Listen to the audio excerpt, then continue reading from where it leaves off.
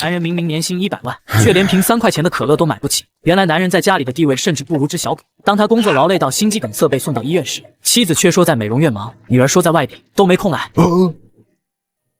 我怎么躺在这？我不是不小心出车祸，嘎了吗？叶枫从床上坐起来，才看到车窗玻璃上倒映出的是一张衰愁的中年男人的脸。下一秒，海量的记忆涌入他的大脑中，叶枫才终于知道自己穿越了。花钱的老婆，吸血的女儿，明明月薪4万，却连花3块钱都偷偷摸摸。家庭责任算个屁！以后老子就要为自己而活。你也醒了，谢谢你们，我已经没事了，请让我下车。叶枫下了车。心肌梗塞2分钟就自己痊愈了，医学奇迹啊！那臭娘们不是不让老子喝3块钱的可乐吗？今天老子就要挥霍一把！老板，给我来瓶大瓶可乐，10块钱。叶枫爽快地掏出手机付款，却发现余额为零。原来他的银行卡早就被家人掏空，只留了一张100块钱的亲属卡。无奈之下，叶枫只能用这亲属卡支付了10块钱。结果3秒不到，妻子江凡的电话就气势汹汹地打了过来。你不是在医院吗？怎么在便利店花了10块？你买了什么那么贵？我买你。直接挂断电话。自己老公病了不闻不问，反而花了10块钱，又跑来兴师问罪，真是装都不装。叮叮叮，系统检测到宿主有一笔用于自身的消费，限10倍返还。下一秒，叶枫的微信果然到账了100，而亲属卡依然的额度也变成了0。这女人真是狠心，连100元生活费额度都关了。不过现在系统在手，老子也不在意那3瓜2枣。随后，叶枫不断的利用10倍返还技能，将100元额度很快钱滚钱涨到了19998元。叶枫抱着满满一大口袋的东西，嘿嘿。这下赚大发了！叶枫的手机又嗡嗡震动了2下，他连忙掏出一看，竟是自己的女儿在直播。天啊，我真的受不了！我爸都40多的人了，竟然还偷偷花钱买可乐，我真想不通。他都40多岁的人了，不嫌喝可乐会有糖尿病吗？还买那么大一瓶。姐妹抱抱，再忍几年会好起来了的，大不了等他老了，直接往敬老院一送，眼不见心不烦。现在越想越觉得他自私。我家每个月都要还房贷车贷，下半年我还要出国留学，可他却偷偷背着家人，把钱花在这种没有意义的事情上，真是气死我了，气得我想哭。这个男人太自私了，一点男人的责任和担当都没有，就不能喝点不花钱的白开水吗？叶枫看到气得不行。六啊，你们这对母女不是见不得我花钱吗？老子不仅要花，还要大大的花。叶枫立马决定去了一家大型商超市场，对着顶级电脑、手机、手表就是一通买。叮，恭喜宿主为自己消费93.7万，限10倍返还，已到账937万余额。1小时不到就赚了这么多。叶枫兴奋地回了家，才发现妻子和女儿养的泰迪正在享受牛排。您是樊姐的先生吧？我们是宠物店的，樊姐她去外地了，让我们上门给您家的宠物喂食。刚才还对上门饲养员摇尾巴讨好的态度，此刻对上叶枫的目光，立即凶恶地呲起了牙。老子辛辛苦苦在外奔波赚钱养家，连3块钱的可乐都舍不得买，这狗却有专人送牛排上门喂养，这才是真正的家庭地位不如狗啊！叶枫和这条畜生相看两相厌，懒得搭理他，直接回到了书房。书房也是他的卧室。自从女儿出生后，叶枫就被江凡赶到了书房，这一住就是将近20年。泰迪大摇大摆地走进了书房，然后在叶枫眼皮子底下光明正大地跳上了床，然后抬腿对着叶枫的枕头撒尿。孽畜！这种事并不是第一次发生，但每次妻子和女儿都乐此不疲地哈哈大笑，女儿甚至还会夸他聪明。叶枫抓起桌上的同花瓶朝狗打去。香，真香！不愧是天天喝新鲜牛奶、吃鸡肉牛排的新鲜食材。就在此时，邻居刘哥打来电话，他当即就猜到了发生什么，连忙来到地下停车场。老弟啊，我知道你是个好人，就是你家的那口子和你那女儿实在不太像话，3天2头就这样来一次，根本就没把人放在眼里。刘哥之所以这么生气，是因为叶枫家2个车位刚好一左一右占了他车位的位置，让刘哥的帕萨特停不进去，每次都是叶枫下来挪车赔礼道歉。哥，真的不好意思，他们都去外地了，车钥匙没放在家，但是请你放心，今天你这车，我说什么也得让你停进去，请等我一下。叶枫连忙从保安室拿来了大铁锤，刘哥见状惊恐不已。兄弟，刘哥，我刚刚说了，今天无论如何都要让你把车停进去。叶枫举起大铁锤，却被刘哥拦住了。兄弟，不至于，真的不至于，我停外边去，等改天你爱人和女儿回来了再来挪车一样的。不行，刘哥你放心，我一定让你把车停进去。叶枫背不下，就把左边宝马越线的车头给砸凹了进去。兄弟，够了，我这铁锤既然举起来，就没有放下的道理。叶枫不顾劝阻，砸向越线的宝马和奔驰，直到2辆车确凿，成功让刘哥的车停入车位。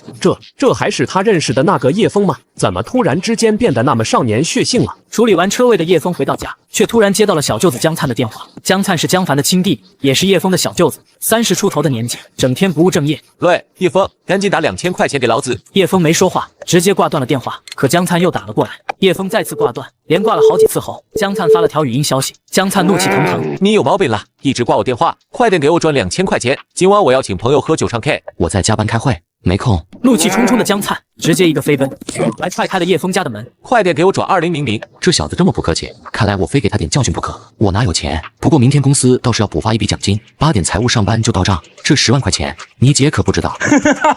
姐夫，这笔钱我不告诉我姐，咱们一人一半。你不是只要2000吗？唱什么 K 喝什么酒要5万。姐夫，亏你还是大公司的经理，真是没见识。现在的商 K5万都只是起步消费，是吗？那我还真想见识见识。这样吧，你先和朋友去，不管消费了多少，明早我过来给你买单。好，那我等你哦。江灿一溜烟跑的时候不忘把门弄好了。傻逼！小舅子伸手就要5万去唱 K， 可姐夫不仅没拒绝，居然还让他敞开随便花。就在刚刚，叶枫只是随手砸了个宝马豪车，就买了好几个监控装在家中，随后才慢悠悠来到小舅子所在202包厢对面的房间。姐夫，我们已经到了，准备嗨个通宵，记得明早9点前过来买单。好的。透过包厢门上的玻璃窗，叶枫看见了江灿如同众星拱月一般坐在最中间，左右各一个陪酒女，十分的快活。江灿嚣张自信地站起来：“今天老子有钱，老子买单，兄弟们随便花，反正叶枫那小子有10万奖金，老子就全部花光。”一夜过去后，这沙发睡着还多舒服。先生，现在早上8点了，您什么时间买单呢？叶枫拿起手机，直接扫码支付了一笔的最贵包房费用，8万8。丁，检测到宿主有一笔用于自身的消费，已10倍返还，请注意查收。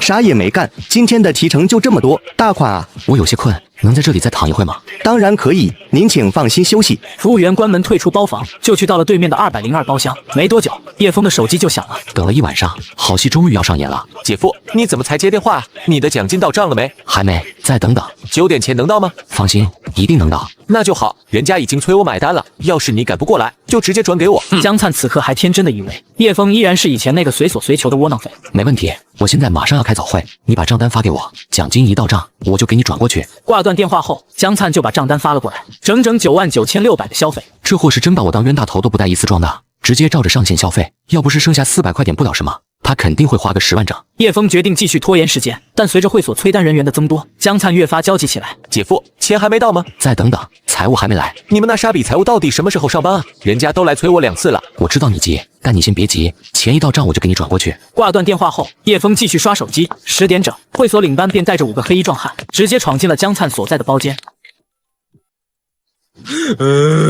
姐夫，钱到底到账了没啊？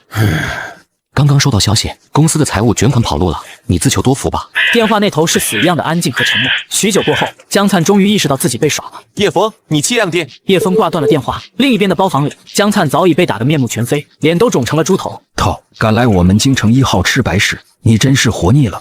不是我被我姐夫骗了，他说要来给我买单的。领班抬起一脚踹在江灿的脸。操，真他妈的大傻逼，给老子打！几个壮汉围上去，对着江灿一顿拳打脚踢，江灿痛得嗷嗷直叫，满地打滚求饶。叶枫在对面安静地看着这一幕，心里别提有多爽了。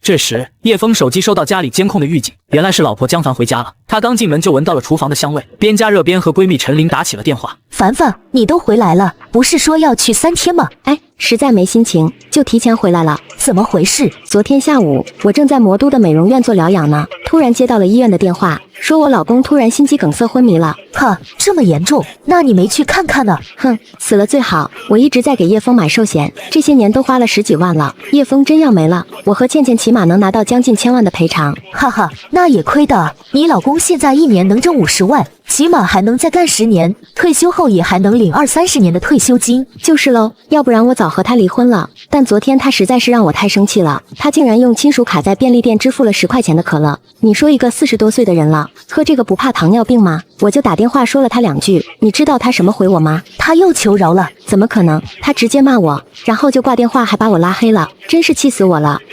不会吧，他哪有那个胆子？别说你不相信了，我当时也懵了。那要不你趁这个机会，让叶枫把所有家底都吐出来吧。对呀，他爹妈留下了一栋老宅，还有一套商品房，尤其是城中村的那栋老宅，地皮可值钱了。呵呵，这算盘打得倒是好。只可惜啊，我早就不再是以前的叶枫了。这时炖肉也好了，江凡尝了口，赞不绝口。哎呀妈呀，真香啊！这什么肉我居然没吃过。突然，江凡竟在汤里发现了狗的纯金脚环，脸色瞬间就变了，惊恐地跑到厨房呕吐。吐完后，江凡给女儿打电话哭诉：“倩倩，你爸把龟龟杀来炖了。”突然手机铃声响起来，叶枫拿起来一看，叶倩倩。叶枫刚拉黑了叶倩倩，把手机扔到一边。这时对面包房又传来了江灿撕心裂肺的惨叫：“给我手机，我给我姐打电话，她有钱。”终于忍不住给自己亲姐打电话求助了。叶枫见江灿已经被打得奄奄一息，没有人形，便拿出手机，把昨晚江灿左拥右抱的照片给江灿的未婚妻发了过去。当初非要逼我加你未婚妻好友，发巨额红包，这下有好戏看了。很快，江凡就赶到包厢来，看见了自己被揍得鼻青脸肿的弟弟。姐，你们怎么下那么重的手？不就是没带钱而已吗？多少钱？我给了就是。一共99600块。多少？江凡难以置信，反复确认账单上的消费项目和金额。江灿，你看你干的什么好事？姐，我是被姐夫坑了呀！他说今天早上要到账一笔10万的补发奖金，让我随便消费他来买单。我就是太相信姐夫了。我。江凡气得捏拳。又是叶枫。我说你到底刷卡还是扫码？我。江凡每个月都把叶枫的工资花得精光，哪里会有钱支付10万的巨款账单？无奈之下，只能通过小贷软件拼凑出这些钱，才勉强出了会所。江灿的未婚妻徐蜜怒气冲冲找上门来：“江灿，你个王八蛋！秘密，你怎么来了？”小舅子唱一晚 KTV 竟花费10万元，被姐夫算计挨打。姐姐掏空所有信贷软件，好不容易救出弟弟，结果刚出门又挨了一巴掌。江灿，你个王八蛋！小徐，你冷静点，有什么话我们回去说。你还护着你这个好弟弟，他告诉我晚上加班，结果就是跑来这里玩女人。秘密，你听我解释，我是中了我姐夫的圈套啊！姐夫的圈套是姐夫绑着你，还是逼着你来的？你怎么好意思说出口的？分手，你和你找的小姐结婚去吧！江灿立马急了：“秘密，我错了，你再给我一次机会。”滚！小徐，你说话不要这么冲动，别忘了，你和我弟弟已经订婚，是收了彩礼的。江凡这番话原本是想要威胁徐蜜，没曾想却适得其反。彩礼我还给你们，不对，是还给江灿的姐夫。真当我不知道？那笔钱是他姐夫出的吗？你们姐俩有一分自己的钱吗？我呸！杀人诛心！一番话直接将姐弟二人的底裤都给扒了。一番折腾后，江灿精疲力尽地回到了叶枫家里。江灿左顾右看，姐，你养的狗呢？江凡心中一阵刺痛，胃部又开始隐隐不适。被你姐夫炖了。他疯了，这还是人吗？倩倩知道吗？话音刚落，穿着全身限量版名牌衣服的叶倩倩就怒气冲冲地进了门。妈，我爸是不是把信用卡停了？我怎么刷不出来？才看到江灿。舅舅，你怎么了？谁把你打成这样了？江灿支支吾吾，不好意思在侄女面前说自己是去商 K 喝花酒，没钱付账才被人打成这样。这事说来话长，反正是你爸害的。又是我爸，这老东西到底是犯了什么病？嘎了才好，停了我信用卡，还把舅舅你打成这样，我非要去找他问个清楚。叶倩倩想开车出门，结果来到地下停车场的2个车位前，她两眼一黑，整个人都傻了。我的车怎么被砸成了这样？谁干的？此时2辆破车中间的车位上，刘哥正开着他的帕萨特准备出门。叶倩倩两眼冒火，不分青红皂白，上去就一脚踹在帕萨特的车门上。卧槽，你干嘛？此时叶倩倩就像疯了一样，不停地往刘哥脑袋上抡。我让你砸我车，我让你投诉我。刘哥捂着头连连后退，他不想打女人，可叶倩倩却得寸进尺，一路追着刘哥抡。万幸保安及时赶过来，按住了狂暴的叶倩倩。放开我！这个老逼灯砸我的车，你们放开！你有病啊！谁砸你车了？这车是你爸砸的，不信你问你爸去。这话都说得出来，你敢做不敢当，还是不是男人？是真的，就是叶哥砸的，我们大家都亲眼看见的。这话让叶倩倩猛地愣住，这怎么可能？你爸那是为了教育你们这对疯批娘俩，好让你们这对霸道的母女知道，不是普天之下尽是你吗？谁都要惯着你们。以前那个对我们百依百顺，连说话语气都不敢重半点的叶枫哪儿去了？这时保安赶紧给叶枫打了个电话，保安开的免提。不好了，叶枫，你女儿她把刘哥的车踢凹了，还把刘哥的头打破出了血。什么？刘哥，你千万不要迁就，该报警就报警，该验伤就验伤，该定损就定损。叶倩倩简直不敢相信，这是自己老爹说出来的话。叶枫，你疯了，竟然要外人报警抓自己的女儿。叶老弟，其实也不用闹这么大，让你女儿道个歉，这事就算了吧。刘哥，你真的不用包容，她又不是小孩子，作为一个成年人，她该为自己的行为付出代价。这样吧，刘哥，我这边帮你报警，让警察来公正的处理。这下所有人都知道叶枫是铁了心要公事公办，只有叶倩倩还心存侥幸。切，叶枫吓唬谁呢？他怎么可能真的报警？给我留下案底。但这份侥幸很快就被警察的到来打破。叶倩倩慌了，连忙给亲妈打电话让她下来。你们干嘛呢？放开我女儿！这位大姐，我们不是抓你女儿，只是带她回去了解情况。我女儿怎么了？她这么乖，能犯什么事？你女儿不分青红皂白的就踹坏了别人的车，并把人殴打出去。江凡这个时候才发现自己和女儿的爱车竟竟被砸得没形了。他当即两眼一黑。我家的车谁砸成这样的？砸车的就是叶枫。什么？他哪来的雄心豹子胆？警察叔叔，难道我老公砸了自己家里的车，他就一点责任都没有吗？你们为什么不抓他？倒打一耙，有妻如此，真是倒了8辈子的血霉。您先生他有权利处置他自己的财产。这2辆车是在我和我女儿名下，不是在我老公名下，不是他的财产。这是你们家庭的内部经济纠纷，不在我们的管辖范围。你们母女可以向法院提起诉讼，但是你女儿故意损坏他人财物、殴打他人，这确实是违法的。江凡还是不死心，蛮横地瞪向刘哥。难道他就一点责任都没有吗？谁叫他买个那么宽的车，3天2头就投诉，故意激化矛盾。逆天的言论再次惊呆了众人。见过无数蛮横不讲理的难缠当事人，但像你这种正大光明、理直气壮，倒打一耙还真是不多见。行了，有什么话去所里说。倩倩别怕，你还是个孩子，犯这点小错误没事的啊。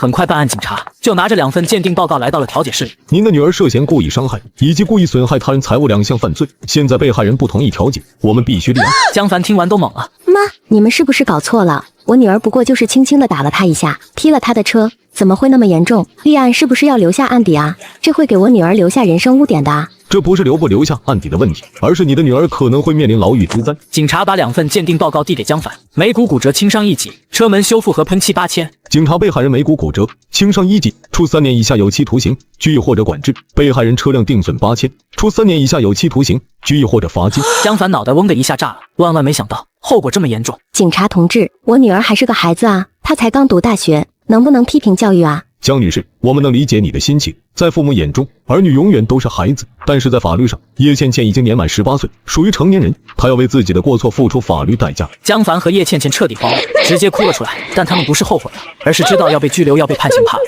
江女士，你可以联系被害人积极赔偿，请求谅解。好，我们赔钱就是了。随后叶倩倩便喜提了银手镯，被带往了看守所。母女分别时，又上演了一出哭天抢地、好似生离死别的戏码。现在这副样子，早知道就别违法。为了100万，他竟把女儿送进蜀局，事后还兴奋地拉上好友来高档酒店消费庆祝。老叶，怎么约在这儿啊？这家餐厅太贵哦。你还点了毛子。没事，刘哥，这不是我女儿把你打伤了，我给你道歉吗？导叶，你和我实话实说，你是不是跟你爱人要离了？你先是砸你们家2个上百万的车，然后又报警把你女儿送进去，一副鱼死网破的样子。刘哥，不瞒你说，我这日子是真的过不下去了。就是你早该离了，你们家的狗在家地位都比你高，明明你年薪100万，平时买瓶可乐都要被说，简直把你当牛做马。罢了，都过去了。对了，老叶，我听你的把案立了，也拒绝接受调解，接下来怎么搞？不可能真把你女儿送进去吧？叶枫倒是真想把这孽障送进去，但显然不现实。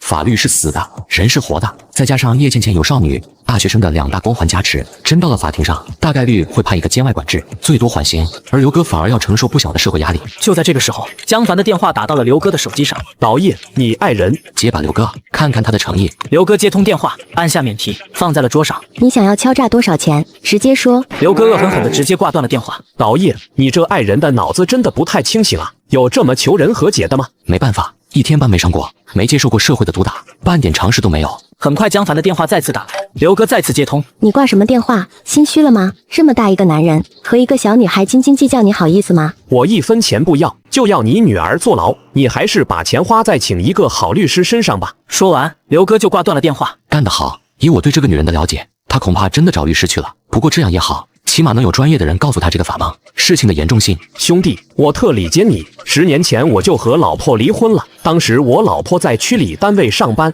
和单位领导勾搭在了一起，之后我们就离婚了。家里的房车、存款，包括儿子，我什么没要。兄弟，你也不容易啊，怎么不报复回去？我没想这么多，可我前妻的那个奸夫居然不愿意放过我，硬是靠着手里的职权把我经营的小公司给搞垮了。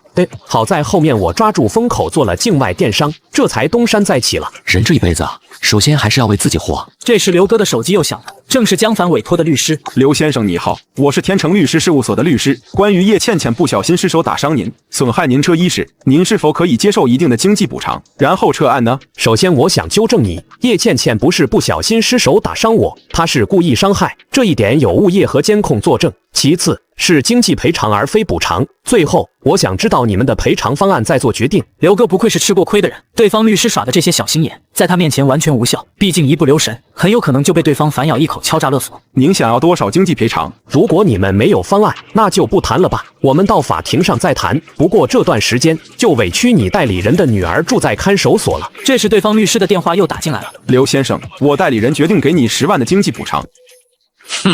电话铃声又响起，刘哥接起来。刘先生，30万，我们给30万。刘哥依然果决地挂断电话。这下江凡忍不住了，直接打电话过来骂人。你到底想怎样？我女儿不过是打了你一下，给你30万都还不知足吗？你这个男人怎么那么贪心？拿这钱多给你女儿在看守所买2床被子吧，免得她睡在尿桶旁边，半夜冻感冒。刘哥啪地挂断了电话。另一边，江凡拿着被挂掉的手机，气得浑身发抖。这个老东西，能不能告他敲诈勒索？竟然30万都还不满足，不过就是被打了一下吗？太可恶了！这个恐怕不行，因为对方并没有主动要钱和威胁，在法律上不满足敲诈勒索的情节。那就告他碰瓷，怕是也不行。那难道他就一点责任也没有吗？从您描述的事实来看，对方是全程被动挨打，甚至连正当防卫都没有使用。律师就差直接说责任全在叶倩倩。对了，车是我老公砸的，警也是我老公报的，这个人还是我老公的朋友，能不能告他和老公预谋？律师一个头两个大，遇上这种不懂法还自以为是的中年妇女，真是头疼。好在这时，叶倩倩打来了电话。倩倩，你怎么样了？他们没把你怎么办？妈，他们要送我去体检，还说到了看守所，不仅要换上囚服，还要剃头发，让我做好心理准备。我不要进看守，我不要剃头。叶倩倩情绪完全崩溃了，江凡也急得像是热锅上的蚂蚁。你放心，倩倩，妈妈一定不会让你进去。结束了和女儿的通话后，江凡马上向律师确认道：“这是真的吗？他们怎么可以那么做？我女儿只是个孩子，为什么要把她当囚犯对待？”江女士，按照相关的法律规定，被移交看守所之后，需要穿着统一的制服，但并不是您女儿口中说的囚服，而且也确实需要剃发，但并不是剃光头，而是剃齐耳的短发。这有什么区别吗？快再给那个家伙打电话，50万，我就不信给他50万他还不愿意和解。这之后，律师多次给刘哥打来电话，价格从50万提到60万，然后90万，但都被刘哥挂断了。最终受不了的江凡亲自打来了电话，100万够不够？活该你没儿没女没老婆，拿着这笔钱下半辈子去养老吧。好，下午所里见，我要现金。挂断电话对叶枫，导叶，你当真料事如神啊？我只是知道这个女人的本性而已。没酒了，我再去拿一瓶。我也去放个水。叶枫打开包房门，发现服务台是空的。服务员小妹呢？这时，服务员小妹抹着眼泪，被酒店领班领着，从对面一间大包房里开门出来。你怎么回事？客人叫你喝杯酒而已，又不是叫你脱衣服，你扭扭捏捏的干什么？活该被揍！你知道那一桌坐的是谁吗？那可都是大老板，真是给脸不要脸！被训斥的服务员小妹低着头一言不发。叶枫当即皱起了眉头。这时，刘哥正好从洗手间出来。怎么了，老叶？恰好对面包房的门又打开了，里边大圆桌上坐了一圈大腹便便的中年男人，圆桌正中间坐着的是一个戴眼镜、穿白衬衫、黑夹克的中年男人石斌。真晦气，怎么是他？他是谁？石斌，就是我和你说过的那个，我前妻的奸夫。被小舅子全家瞧不起的窝囊赘婿，银行卡余额竟突破上千万。原来他有超级返现系统，只要花费任意金额，就能获得10倍返现。拿一瓶毛子吧。先生，一共1万8。画面叶枫直接扫码付了钱。丁，检测到宿主有一笔用于自身的消费，现10倍返现，已到账，请注意查收。加上这18万，叶枫的手机里已经有1014万的余额。丁，宿主消费返现超1000万，赠送10倍潜能卡1张，该卡可以任选以下一项数据进行10倍提升：寿命、财富、体质、魅力。居然还有奖励，选体质。下一秒，叶枫的视觉、听觉等各项身体机能瞬间提升了整整10倍。此时，石斌也走了出来。叶枫跟着石斌走出酒店。导叶，你人去哪儿了？刘哥，看窗外，有场好戏看。说完，叶枫就挂断了电话，骑着共享单车故意挡在石斌车前。妈的，骑车没长眼睛啊！赶紧滚！我执行，你冰的，责任到底在谁啊？石斌不屑地扔出200元想打发叶枫，却被叶枫连续3巴掌打得满脸开花。你还敢动手？没错，我就是敢。反手又给了石斌100。那又怎么样呢？你给我等着，我马上报警。行啊。叶枫把手机拨通112后递到他面前，石斌瞬间脸色煞白。来，爸爸，让交警过来看看你酒后驾车并道撞人到底有没有理。完了，我怎么敢打这电话？现在严打酒驾，一旦被查，我不仅会被开除公职，还会面临牢狱之灾。打？怎么不敢打？你刚才不是很嚣张吗？酒驾并道撞人，你很威风是吧？是不是有钱就了不起了啊？还是有权就了不起啊？几巴掌打得石斌天昏地暗，刚刚喝的酒、吃的菜全都吐了出来，眼镜也掉在了地上。与此同时，刘哥站在楼上看着这一幕，心里爽得飞起。无数次夜里做梦，我都幻想着这一幕，没想到今天竟然真的实现了。别打了，你要多少钱？你那包里有多少现金，我就要多少。30万，全给你。石斌真的是被揍怕了，连忙将公文包递了过去。还真是不少啊，一顿午饭就进账30万，简直比数数还数数。老板，这够不够？我卡里还有20万，我再给您转一点吧。好啊。叶枫知道石斌在打什么主意，毕竟现金不留痕。石斌想转账留痕，回去就用职权关系把自己给送进去，但叶枫却全然没有顾忌，直接把手机摆了出来。快扫吧。好的，果然上当了。石斌马上拿起手机扫码，不过他眼镜被打飞了，也看不清手机上写的什么字，模模糊糊的输入密码就完成了转账。谢谢哈，佛主一定会保佑你的。啥意思？石斌立即低头看手机，顿时晴天霹雳。你出示的某寺庙功德箱上的捐款2维码。哈哈哈，下次开车小心点，沙比。叶枫提着鼓当当的包转身离开，徒留石斌一个人在原地石化。30万现金没了也就算了，卡里的20万也打了水漂，打水漂也就算了，好死不死捐给了寺庙，和搞封建迷信沾上了关系。这要是被调查组的人知道了，工作保不住都是轻的。石斌懊悔不已的同时，叶枫已经回到了2楼，服务员小妹眼神满是崇拜，刘哥更是激动不已，不过还有些担心。导叶，你糊涂啊！你怎么能让他扫码转账呢？这留下了隐患。刘哥，那不是我的收款码，是庙里的捐款码。真绝了啊！不过民不和官斗，放心，我早就录制视频了，有这个把柄在手，就不怕士兵会搞什么动作。好。这时派出所来电说江凡准备好了赔偿金。刘哥，快去吧。刘哥走后，叶枫突然收到了书房的监控预警，原来是小舅子江灿正在屋内翻找财物。江灿随手又拉开抽屉，顿时两眼放光。卧槽，劳力士手表！叶枫这畜生是发了什么横财吗？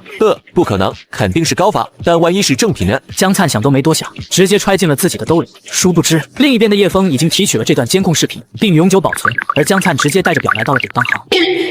什么都是正品？没错，如果您可以提供正规渠道的购买发票和支付凭证，我们可以8折回收70万。此话一出，江灿连呼吸都急促起来。江灿心生震惊，70万啊！我这辈子都没见过这么多钱，可我既没有发票，也没有支付凭证，这钱居然拿不到手。江灿心里难受的吐血，好在他的狐朋狗友不少，很快就找了个地下贩子，将这表卖了20万。与此同时，叶枫已经来到了父母留下的那套单位房前。哈，老叶，你怎么舍得来了？老黄，今天你亲自值班啊？对呀，来，进来和我喝2杯。下次吧，我今天还有点事，工人们都在楼下等我了。原来刚才进去的那个装修队是你喊来的，不是上个月才给你那小舅子把房装好吗？还有一些收尾的事。黄伟欲言又止，他听说叶枫是无偿把这套老房送给了他小舅子。黄伟当然替自己昔日的发小叶枫感到不值得。那行，你先去忙吧，等会有空来喝2杯。叶老板，这回叫我们来有什么活？这房子不是上个月才装好吗？怎么又要动工了？进去再说吧。结果门一打开，瞬间一股奇怪的味道蔓延出来，屋里脏衣服、臭袜子到处都是。果然不是自己的东西就不知道爱惜。你们把这屋里的装修全部砸了，把房子恢复成毛坯，还有所有当初你们搬进来的家电、家具、摆设、锅碗瓢盆也全部砸了。叶老板，这我先付钱，你们后干活。没等包工头反应过来，叶枫直接扫了他贴包上的2维码，赚了5万块过去。多的就当请兄弟们喝酒了，我再给你发条微信，证明这房是我让你们砸的，不要害怕事后有任何麻烦。叶枫的大方立即点燃了工人们的工作热情，他们举起锤子，哐哐哐就是一通砸。不到半小时，大厅和厨房就变成了毛坯。叶老板，需要我叫车过来把这些拖走吗？不用，全部堆在屋里。我就是要让江凡姐弟亲眼看一看，这房子我宁愿砸了，也绝不会送他们。就在这时，刘哥的电话打了进来。导叶，事情办妥了，你是没看见签和解书付钱的时候，你老婆江凡那脸色是有多难看？那当然，毕竟100万可不是一笔小数目。不过谁让他有个好女儿呢？老叶话，你现在在呢，我来找你，顺便把那100万的现金都给你。不用了，刘哥，这是你该得的。那哪行啊，老叶，江凡拿出来的这100万，归根结底还不是你的血汗钱，我要是占了，岂不是畜生都不如？那和江凡那臭婆娘也没什么两样了。行吧，刘哥，我现在外边没空，改天约你。挂断刘哥电话，丈母娘突然打来了电话，我快要到高铁站了，你过来接我。明明连瓶3块钱的可乐都买不起，我却拿起锤子将刚装修好的新房砸了个稀巴烂，只因妻女肆意霸占我的100万财产，就连丈母娘也对我颐指气使。我快要到高铁站了，你过来接我。没空。你竟然敢挂我电话，反了你了！他马上拨打女儿的电话准备告状，竟然提示关机，随后接连拨打儿子、外孙女电话，依然关机。这一个个是怎么回事？算了，直接打车去新房算了。丈母娘好不容易才拿着沉重的行李箱到了5楼，却看见装修工人在拆房子。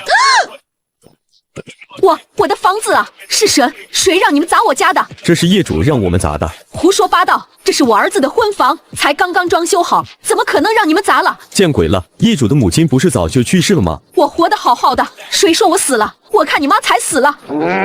老东西，你给我嘴巴放干净点，不然老子今天弄死你！丈母娘心里顿时有些发怵，不敢再说话了。叶老板，这边有个自称是业主妈的老太婆在阻扰我们施工，不管她，继续干你们的活。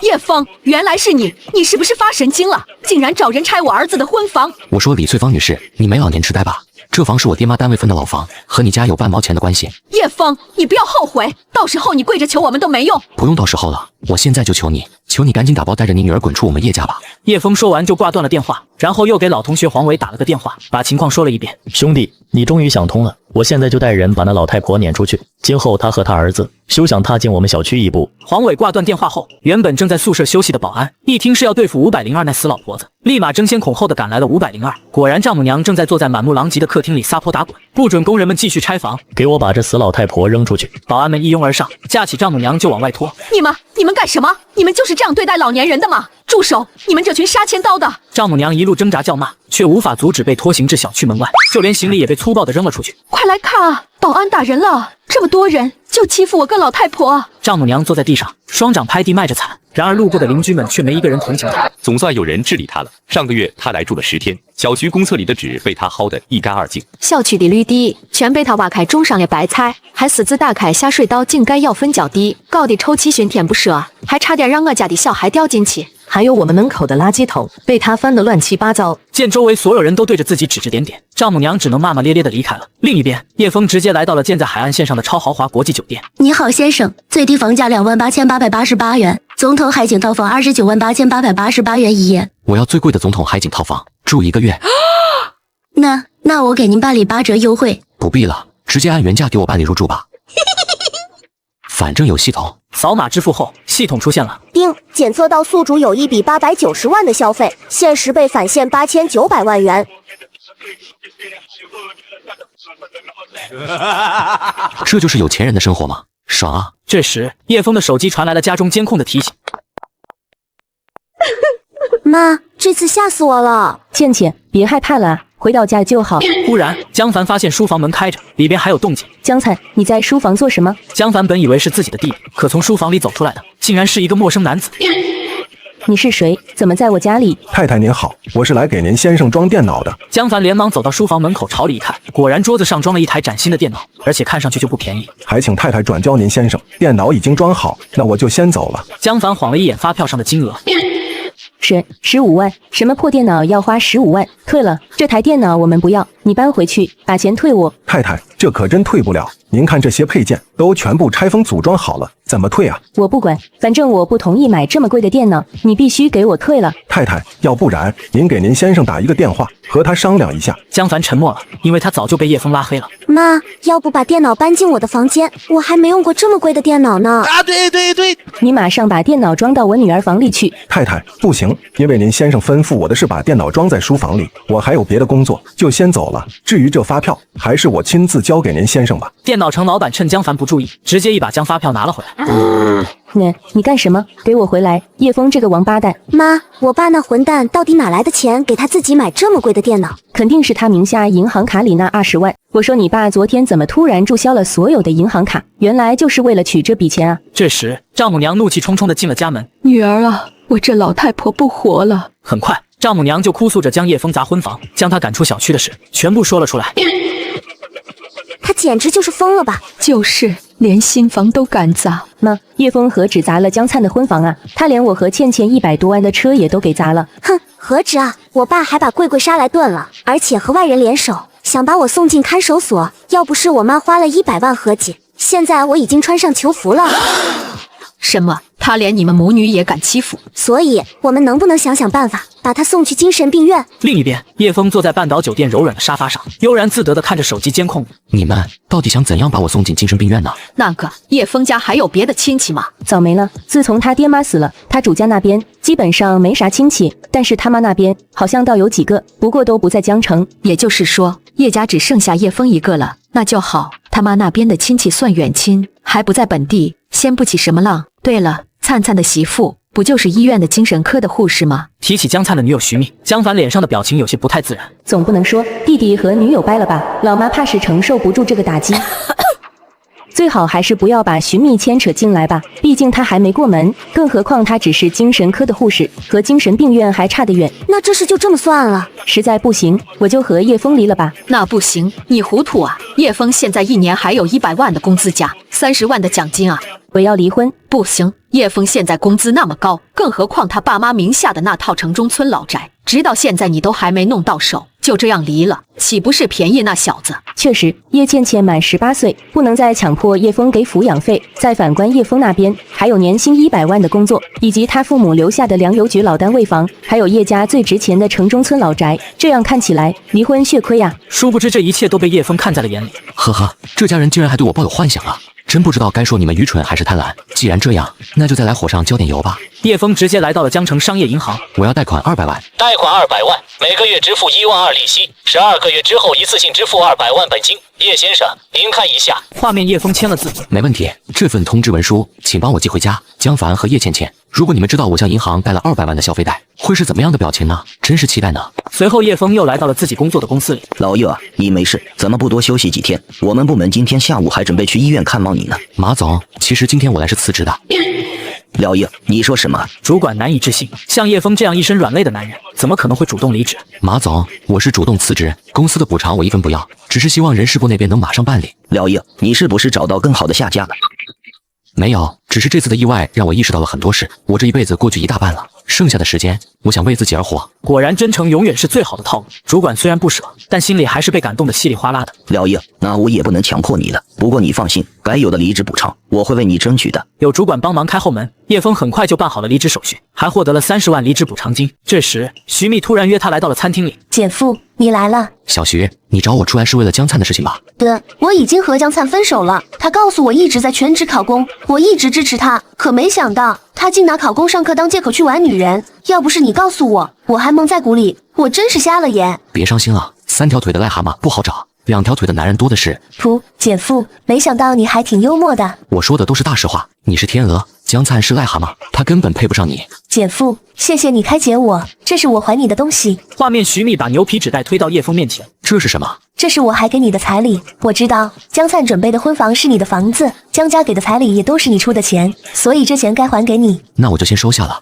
为了避免他们家人找你麻烦，我给你写个收据，对外就宣称是我主动问你要走了彩礼，你千万别说你主动还的。姐夫，谢谢你了，你为了我担着这么大的麻烦。没什么担不担麻烦的，你既然还了彩礼，那我就要给你开这个证明，将来就算闹到法庭上，也和你没关系。姐夫，你真是一个好人，为什么江灿姐姐有这么好的丈夫，却不珍惜呢？这时，徐蜜的手机响了，是江灿的妈妈打来的。她应该还不知道你和江灿闹分手的事情，你先接，看看她说什么。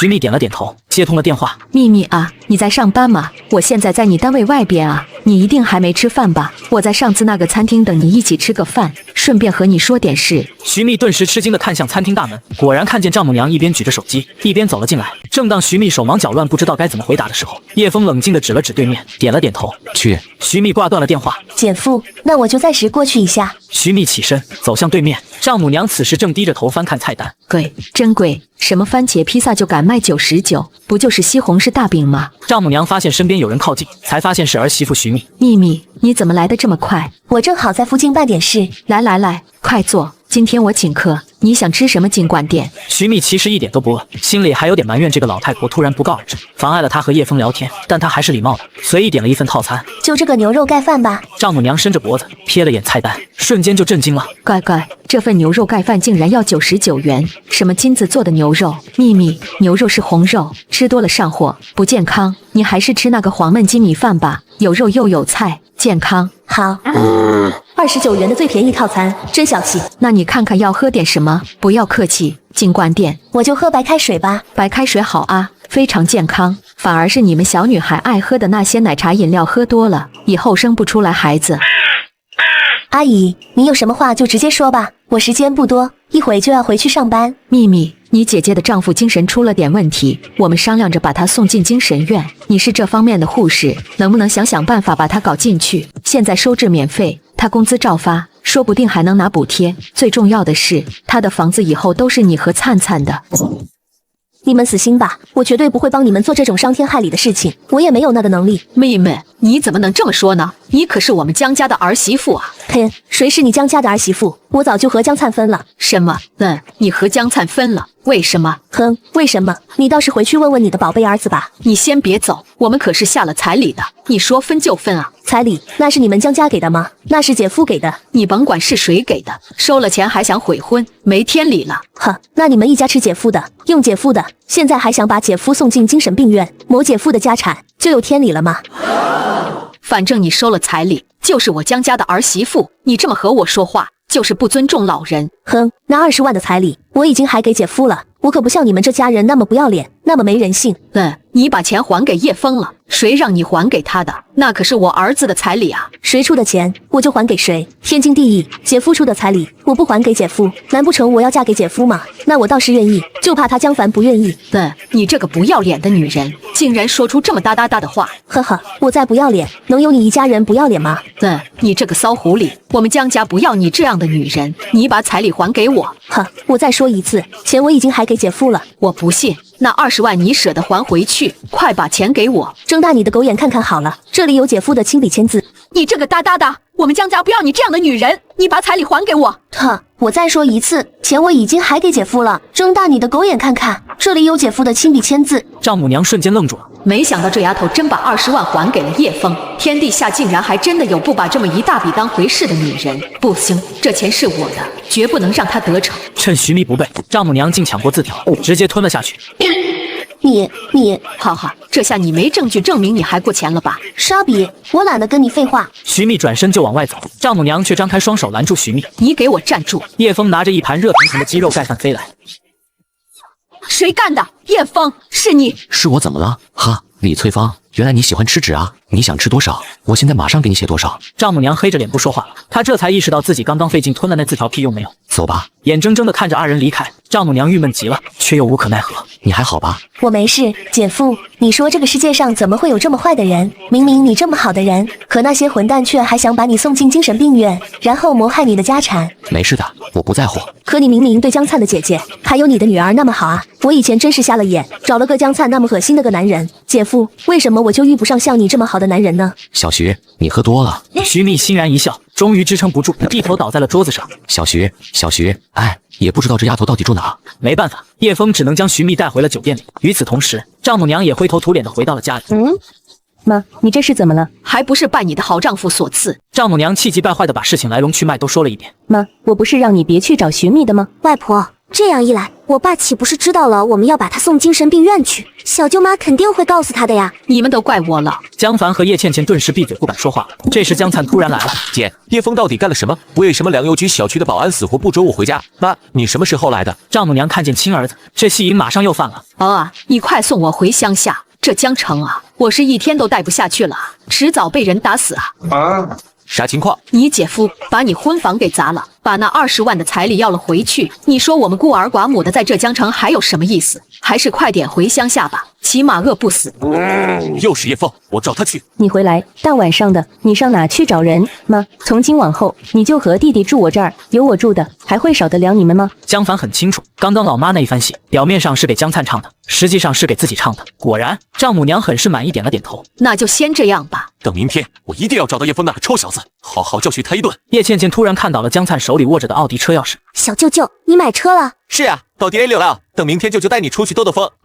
你出息了啊！奥迪是不是就是那个5个圈？上次你大伯的儿子过年开回乡里，那可威风的不得了啊！但连着你大伯的尾巴都翘到天上去了。妈，什么5个圈？那是4个圈，5个圈那玩意是要玉5花。等一下，江灿，你哪来的钱买车？姐，你少看不起人了，不就是一辆50多万的奥迪 A6 吗？自己看看吧。江灿得意洋洋地把购车合同拿了出来。15万首付，按揭5年，每月还8500元。二啊，你真出息了，还真是你自己买的车。你哪来的15万现金首付？明明这家伙早上还因为欠下会所10万消费款被扣住，怎么一转眼他就搞到了15万？姐，少瞧不起人了，我有手有脚，怎么就不能挣来15万了？就是江凡，你弟弟刚买了新车，你就像审犯人一样问东问西的。哼，我不管这15万首付款怎么来的，但是接下来每个月这8500多贷款，你准备怎么还？你这个姐姐白当了是不是？你弟弟要是真还不上了，你就不能帮衬一把？他没钱，你还没钱。走走走，儿子，咱们快看看你的4个圈新车去。两人走后，叶倩倩突然极度地问道：妈，你以后真的要给小舅舅还贷款啊？倩倩，你要理解一下，因为你小舅舅他也是我亲弟弟啊，我不能不管他。妈，你要给小舅舅还贷款我没意见，但我的车被爸砸了，你得给我买一辆新车，而且要比奥迪 A6 还贵才行。反正有父亲那个源源不断的造钱机在，这点钱也不叫事。好，过2天我就给你买。另一边，叶枫将徐蜜送到酒店后，就来到客厅刷起了视频。不巧，首页推荐的直播间正好是叶枫非常反感的女人陈琳。这不是江凡的闺蜜陈琳吗？明明是大专毕业，却把自己包装成海外常青藤名校毕业的情感学博士，各种扑直播间男人。我知道很多男的讨厌我，因为我指出了他的痛处。我就是喜欢看他们讨厌我，却还要偷偷看我直播，拿我无可奈何的样子。呵呵，是吗？那么自信？叶枫淡淡一笑，反手一个50万充值到账户上，他一下子拥有了500万。并系统检测到宿主有一笔用于自身的消费，限时被返还500万元。此时，陈琳突然连麦到了一个在街头烤红薯的大叔。红薯大叔一边烤红薯一边直播，他上小学的女儿趴在一旁的桌子上做着作业，居然连麦到了一个100万粉的主播。你好，直接打 PK 吧。如果我输了，就用这场的双方累计的等价换成钱，买你1斤红薯。如果你输了，就要趴在地上学狗叫。姐，看似大叔赢得更多，实则这陈琳根本不会输，毕竟双方不管是粉丝还是直播间的在线人数，都差距太大了。果然 PK 接近尾声时，陈琳已经累计了将近3万的，然而红薯大叔那边却只有区几百。这大叔输定了，还得是我，区几分钟就赚1500了。就在陈琳以为自己赢定了的时候，叶枫出手了，直接甩出了10个嘉年华。春去秋来打赏嘉年华星号时，陈琳顿时惊得合不拢嘴。谢谢春去秋来。这下陈琳彻底慌了，完了，现在场上已经累计了33万，大叔要是赢了的话，我岂不是要花33000块的天价买1斤红薯？价值1块钱的小红薯，女主播竟然花了12万，原来这竟然是她自己定下的赌约。陈琳心生慌了，对面大哥一出手就是10个嘉年华，这谁顶得住啊？好在现在 PK 时间还剩下最后1分钟，陈琳赶紧对着镜头嘤嘤的诉苦，总算在最后10秒将刷到了35万。你以为这样就行了吗？哈，笑话，给我再来20个嘉年华。春暖花开打赏直播间嘉年华星号20，双方定格在35万、90万。这个春暖花开到底哪冒出来的？愿赌服输，最后陈琳只能扫码支付了整整12万。看着陈琳吃瘪又破财的样子，叶枫心里可爽了。让你跟江凡平时吐槽我，气死你！陈琳心中有些失落，但她还是打起精神来继续直播。毕竟刚刚破费了那么一把，说什么也得挣回来。第2场 PK， 陈琳匹配到了才艺主播小五西西。阿姨好。阿姨，气死我了！我来制定规则吧。我输了唱歌，你输了得卸妆关美颜。阿姨，这样不公平哦，除非你输了要唱小鸡小鸡的副歌。这妹子是会玩的，她知道陈琳不怀好意，所以也来了一招绝杀。哎呀，可是我没听过这首歌呢。没关系，很好唱的，我给阿姨你放原曲，你跟着唱就行了。如果我现在退出，就是露怯，让对方不战而胜，对我的人设和形象也不好。算了，反正输了不就是唱一首歌而已吗？听起来这歌也不难。那好，就这样定了吧。那我们谁先表演才艺呢？打播 PK 的主播都知道，谁越后展示，谁就越有优势。然而小五西西并不介意。那我就先给大家来一首《极乐净土》吧。小五西西一曲《极乐净土》，瞬间点燃了气氛，收获了超10万音浪。陈琳这边也累积8万，还有最后30秒了哟！大家真的想看琳琳输掉吗？这时候，陈琳最忠诚的舔狗榜一大哥出手了，直接就是10个嘉年华。哇塞，超过对面了耶！哥哥好棒！小五西西的脸上也流露出了遗憾，似乎已经接受这败局。然而下一秒，叶枫出手了，画面一头接着一头的巨大鲸鱼全屏跃起。我操，大鲸鱼，竟然是大鲸鱼！兄弟们，这可是只有60级以上神豪或者一次性充值50万以上才能购买的神秘礼物，鲲鹏万里，16万一个，也就是16000块一个呢。这土豪竟然送了10个，小五西西惊喜，谢谢大家，尤其要谢谢春春去秋来，大哥，春去秋来，大哥，我爱你。春去秋来，怎么又是他？陈琳心里气得抓狂，然而这仅仅是开始。大姨，输了就要接受惩罚哦。当陈琳听到小五西西放的那首小鸡小鸡原曲时，整个人都傻眼了。这也能叫歌曲？副歌部分不就是母鸡乱叫吗？快唱！为了避免被平台处罚，一身精致妆容和优雅着装，主打知性和高级的陈琳，极不情愿地发出了哈哈哈音效，笑死了！大姨，你太有效果了。陈琳这边的榜一大哥也在第一时间失望的脱粉。惩罚时间一结束，陈琳就飞快地关掉了直播间下线，不带一丝犹豫。爽啊！这时，用户小五西西请求添加叶枫为好友，叶枫点击了同意。大哥，大哥，我真的太爱你了。后面跟着一连串比心，不用在意。大哥，大哥，你想要听什么歌，想看什么舞，我都可以在直播间唱给你听，跳给你看。不会我也可以去学。不必了。大哥，你有什么想要我做的吗？如果我让你来线下给我唱歌跳舞，你愿意吗？什么时候？等有机会吧。叶枫只是随意敷衍了一下，突然接到了平台的官方电话。叶先生您好，我是您的专属客服，请问您在我们平台的消费体验如何？有什么工作是需要我们改进的吗？还行，就是你们的充值额度上限太小了，一次才能充5万，有点累人。叶先生，很抱歉，我们现在就对您的账户升级，把单次充值上限调整为50万，您看可以吗？还是太少了，起码得500万吧。对不起，叶先生，单次在网络平台上充值的规定不能超过100万，那就100万吧。另外，把今天晚上我消费的流水账单全部打印出来，盖上公章，然后寄给我，地址我等会发你。好的，叶先生，我们马上就安排投递。第二天，徐蜜从宿醉中醒来，瞬间就慌了。我的天，这是呢？这么豪华？徐蜜从房间里走出来后，就看到了客厅的叶枫。姐夫，这酒店这么高级，一晚上起码上万一晚吧？不会是你订的吧？倒也没这么贵，我有公司折扣，再抵用公司预交的年金，自己花不了几个钱。那我没说错什么话吧？你千万不要在意啊，姐夫。放心，我昨晚也喝得迷迷糊糊，全部不记得了。对了，你和江灿本来就没结婚，现在也彻底分了，就别叫我姐夫了吧。那以后我可以叫你峰哥吗？可以。另一边，江凡家门铃响起，是快递员送来的文件。这什么东西啊？江凡打开一看，才发现竟然是叶枫花50万打赏网络主播的消费账单。叶枫简直就是个畜生，一晚上就花这么多。叶枫简直就是个王八蛋，他到底哪来的这么多钱？凡啊，我看你那200万存款放在你的卡里也不安全，要不然先转到你弟弟卡上，让他给你保管着。对，我帮你保管着，绝对万无一失。没有这个必要，叶枫不知道我的密码。这时又有一封信件被送来，江凡拆开一看，竟是江城商业银行的200万贷款通知书。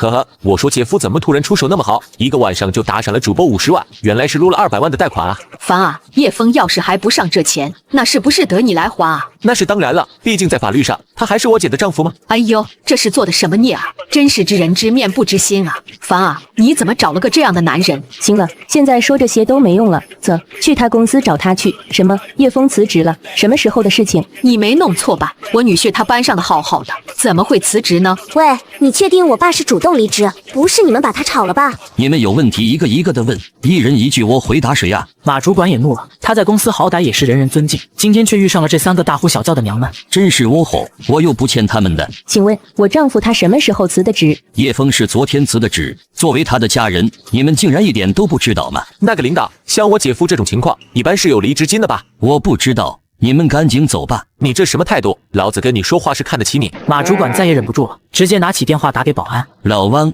来我这一趟，把那一男3女给我赶出去，以后不准他们再进公司一步。很快，4名保安就来到了楼上。干什么？你们干什么？我60多岁的老太太，你们还想动粗是不是？60岁少女为了钱，竟当众撒泼打滚，甚至在无理取闹后还直接造谣。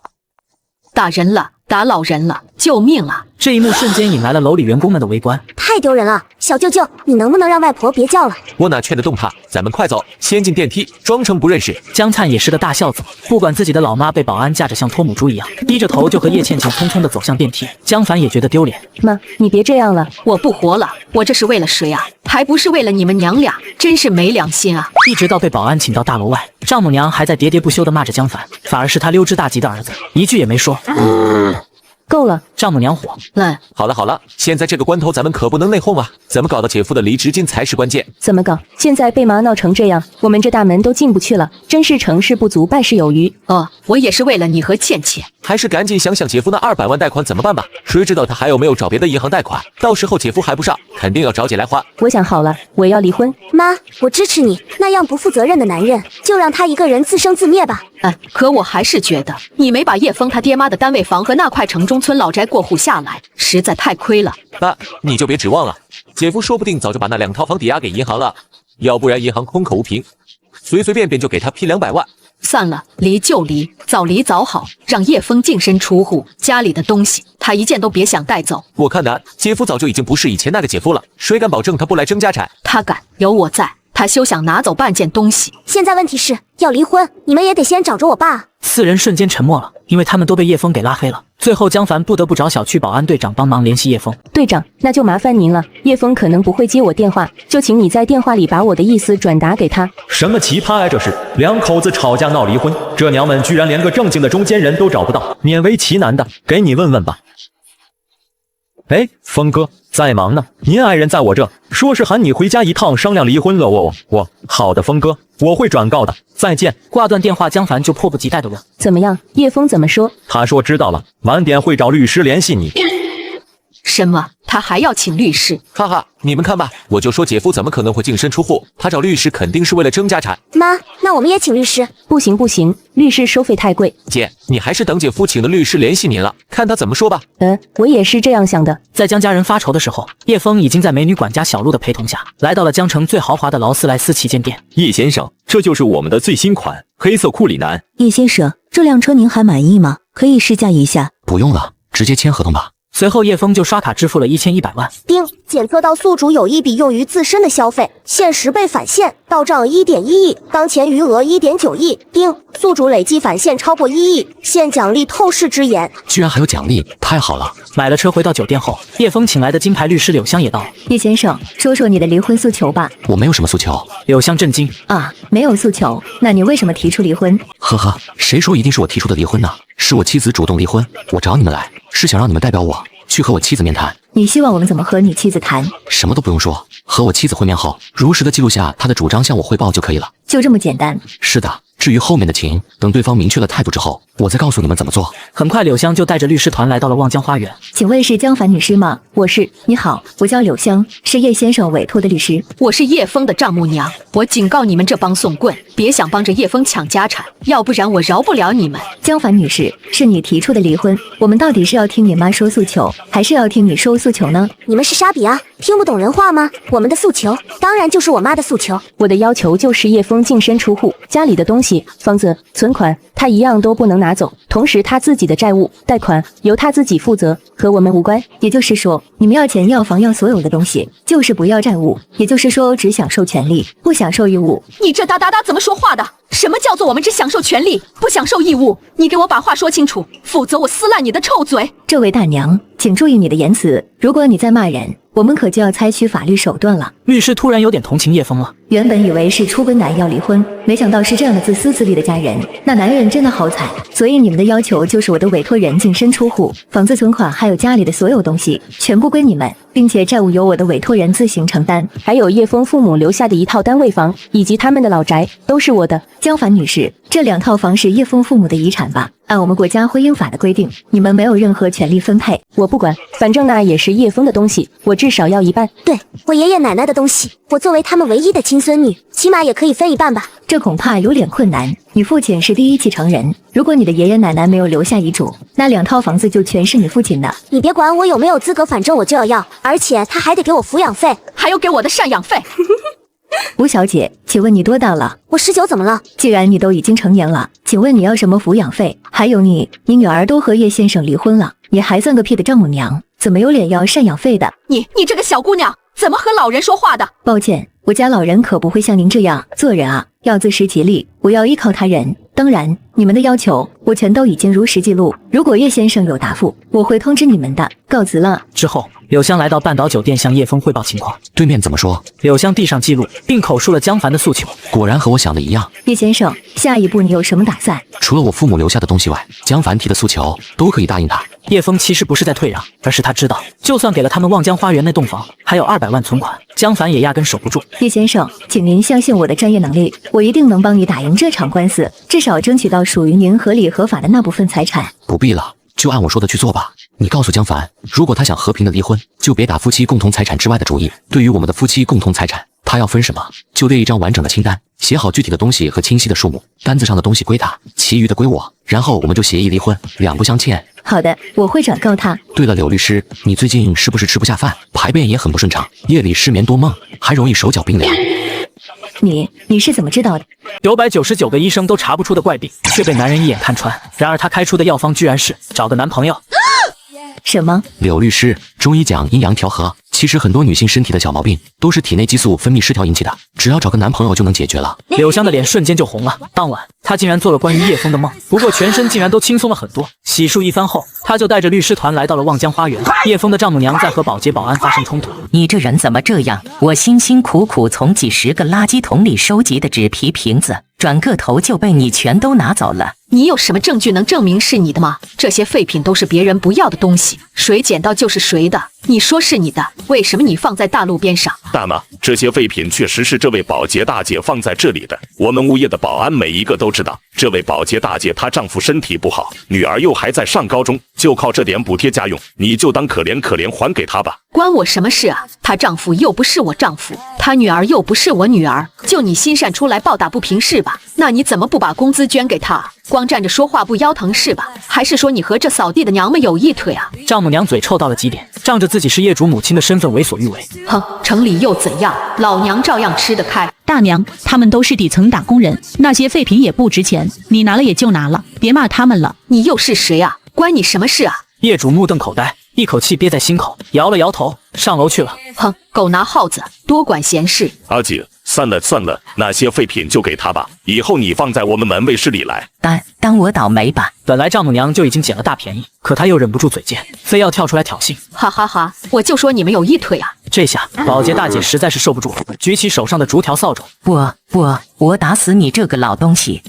你居然敢出手！阿姐，你冷静点。好啊，没有王法了，我一定要到物业投诉你，我要让物业开除你。今天我就是被开除，也一定要打死这个老东西。阿姐，你知道这老太婆是谁吗？她是那个江凡的亲妈。保洁大姐顿时冷静下来了，因为江凡可是令集体物业人员都反感的存在。就是那个狗眼看人低，心眼小，动辄投诉，一点小事都要大呼小叫，搞得鸡犬不宁的江凡。就是他，你说你和他一般见识做什么？保洁把扫把丢到一边。行吧，算我倒霉。然而丈母娘却还要继续作妖，竟然直接往地上一躺。哎呦，扫地的打人了，看门的还帮着他，都欺负我这个上了年纪的老太婆啊！柳香和律师团在后方目睹了全程，目瞪口呆。叶枫的丈母娘竟然会为了强占区区几斤废品，如此没有底线。我的天，不愧是经历过那个年代的老余孽。你们这个地方有监控吗？没有，这片是监控死角。地上的丈母娘闻言，嘴角有点压不住了。今天不好好的讹一笔，我就不起来了。我们5个都是律师，刚刚这个人对你们羞辱谩骂，我们都听见了，而且也亲眼看见，他是自己倒在地上。你现在报警，我们5个人都可以作证。哼，死送棍！丈母娘见没戏了，从地上爬起来，拍了拍灰尘，骂骂咧咧准备离开。你站住，谁准你走的？你凶什么凶？大姐，他偷了你废品是吧？我帮你报警。丈母娘一看慌了，我还你们就是了。丈母娘从楼道里拖出了废纸皮和瓶子，故意在保洁大姐面前撒了一地，然后冷着脸上楼。律师小姐，谢谢你。不用客气，公事们，走吧，干活了。丈母娘气冲冲地回到家，江凡和叶倩倩正在吃早餐。妈，你大早去哪了？快来吃点东西。又点外卖，这多贵啊？也没多贵啊，就100多块。100多还不贵，够买7、8斤猪肉了。丈母娘心疼的滴血，这花的可是以后我儿子的钱啊！江灿呢？怎么就你们娘俩吃不喊他？一大早你出门没多久，他也跟着出去了，说什么要去资格复审？是资格复审，小舅舅公考进面了。什么？阿灿进面了啊？他不是才考第6名吗？要不说咱小舅舅运气好呢，招1排6，他这个岗位的第1名国考上岸了，第2名主动放弃，第3名资格复审没过，这不就刚好轮到小舅舅递补吗？谢天谢地啊！我江家终于要出大官了，我得马上把这个消息告诉家里的亲戚，在江城给阿灿办一场风风光光的酒席。妈，你冷静点，弟弟这只是确定镜面了，又不是确定被录取了。哼，等真考上了再办酒就晚了。你三叔家女儿考上了，想办酒都办不了，单位不允许办。我必须要在面试前就给你弟弟办好，把这些年送去出的份子钱也收一收。丈母娘自信心爆棚，不断在家族群和相邻群内语音发消息。各位亲友，我李翠芳的儿子江灿进公考面试了，我李翠芳决定3日内在江城举办酒席，希望大家都来捧场。对了，你们最近一定要好好做人，小心做事，千万不要因为你们的污点让阿灿政审不通过，尤其是你倩倩，不能在外边惹是生非。丈母娘义正言辞，似乎完全忘记了自己刚刚还在楼下偷人保洁的废品，并且撒泼打滚的想要讹人。知道了。妈的，要不是我儿子见面要收敛，我肯定不会给柳香好果子吃。江凡女士，叶先生表示，你们夫妻之间的共同财产可以任由你分配，只要您列出具体的物品、钱款清单和数目，但他父母的2套老房是不能分配的。凭什么？我爷爷奶奶留下的那2套老宅，我和我妈非要一人一半？呵呵，江凡小姐，是你提出的离婚，不是叶先生提出的离婚。你若是不想离了，那我们走就是。至于你想分一半叶先生父母的财产，尽管去法院起诉，如果法院给你立案，请一定要通知我，我也想亲眼看看这太阳是怎么打西风出来的。凡啊，你冷静点，叶枫让你随便分割财产，已经和他净身出户没有区别了。他爹妈的老房，哪怕就是真闹到了法院，咱们也赢不了这场官司。而且你和叶枫闹离婚，可不能真闹到法院去，影响阿灿的政审怎么办？好吧，那你们都听好了。第一，倩倩的跟着我，这一点没问题。第二，我和叶枫之间的所有家庭存款200万全部归我。第三，家里的2辆车，1辆奔驰 E300，1辆宝马 Z4，全部归我。但之前叶枫发神经把车砸坏了，他必须给我修好。离婚时，妻子狮子大开口，竟要走所有财产。然而老公不仅不生气，甚至还笑着签了字。直到妻子看到千万豪车时，他瞬间就后悔了。之前叶枫发神经把我们的车都砸坏了，他必须给我修好。对不起，江凡女士，我们现在是在进行财产分割。如果你对这2辆车辆财产不满意，可以选择不要，由我的当事人叶先生所有。这可不行，有总比没有好。那2辆车就算卖废铜烂铁也还值些钱。还有这套房子和房子里的东西也全部归我。房子归您，我已经给你记下了，但屋内的东西你要求划分什么，必须要有详细的物品数量清单。你故意的吧，江凡女士，我们只是按照规矩办事。算了，咱们就好好的把这家里的东西清点一遍，也好心里有个数。书房那台新电脑归我。柳香这才在笔记本电脑上录入。接着，江凡、叶倩倩、丈母娘这3个女人把这套房子里里外外的东西都清点一遍，小到首饰，大到电器，足足写了几十张 A4 纸出来。江凡女士，这是离婚协议书，还有你划分的物品财产清单。你和叶枫先生自愿协议离婚，对于你们双方的婚内财产，清单上财物的归属你，其余的归属叶枫先生。请您在签署之前再次确认是否有遗漏。凡啊，你可要好好的检查一下，看看这协议书有没有什么圈套，看看还有没有什么东西忘记写上去。江凡仔仔细细的把离婚协议的每一个字都反复看了3遍，又把物品清单看了1遍，确认连一根牙签都没有遗漏，才签下了自己的名字。叶枫什么时候和我女儿去民政局办理离婚证？今天下午3点，叶先生会在区民政局等你。下午3点，民政局里，江凡总算是看到了叶枫。靠贷款充面子的废人，你简直就是个垃圾！今天老娘终于可以解脱了。姐，你这女人看似赢了家里所有的一切，实则是你和你那贪婪的一家子失去一切的开始。工作人员很快就办完了手续，江凡拿着离婚证掉头就走。江凡走到门口，突然迎面开来一辆奥迪6。江灿笑嘻嘻的从车上下来。你怎么来了？倩倩给我通风报信了，说你来民政局和姐夫啊，不对，和叶枫离婚了，我不得来看看啊。走吧，已经办完了。别啊姐，我可不得等我的前姐夫，让他看看我的新座驾，请他过2天来吃我上岸的酒啊。江灿现在极度膨胀，他就是为了向叶枫炫耀，打叶枫的脸来的。很快，叶枫和律师团的成员走出了民政局的大厅。呀，姐夫，江灿买车啊？哎，本来想整辆保时捷的，但是一想到以后在机关上班太高调，就随便搞了辆奥迪将就。哦，你考上了？暂时还没，但也和考上没什么区别了。我和港一差不到0.5分，面试我随便翻他。是吗？那恭喜你了，这个傻逼是一点也记不住啊，还敢主动跑到自己面前来炫耀，那我当然会满足他。明天下午在望海楼，你可一定要来啊！一定，到时候我一定给你随一份大礼。行了，上车吧。哈哈，那我就先走了，你在后边慢慢的出租车吧。就在这时，一辆劳斯莱斯库里南驶来，管家小陆亲自下车为叶枫开车门。叶枫从容上车离开后，只留下江家姐弟满脸震惊。我靠，价值上千万的库里南，就算有钱都买不到，这么好的车竟然是来接叶枫的？租的，肯定是租的。对，肯定是叶枫贷款租的车，就是为了演戏给你看。呵，叶枫这个废物，以为这样就能让我后悔和他离婚吗？我看他那2套老房子的贷款够他撑多久？娜姐，你自己先回去，我要找徐蜜去，必须要看看他吃惊后悔的样子。另一边，叶枫突然被徐蜜邀请去吃饭，酒足饭饱后，两人刚出门，竟遇到了江灿。好啊你这个不要脸的大，看来我妈说的对，你和我姐夫果然有一腿。你给我说话放尊重点。江灿一时语顿，他突然转身指了一眼身后的车，奥迪，我买的。接着又拿出手机展示了一个短信页面，公考我进了。江灿恢复了洋洋得意，他本以为展示了这2样东西后，徐蜜会吃惊和后悔，然后当众跪舔自己，然而他换来的只是徐蜜的冷嘲热讽。江灿，你脑子没毛病吧？这只是奥迪，不是布加迪。你只是进了面试，不是进了部委选调。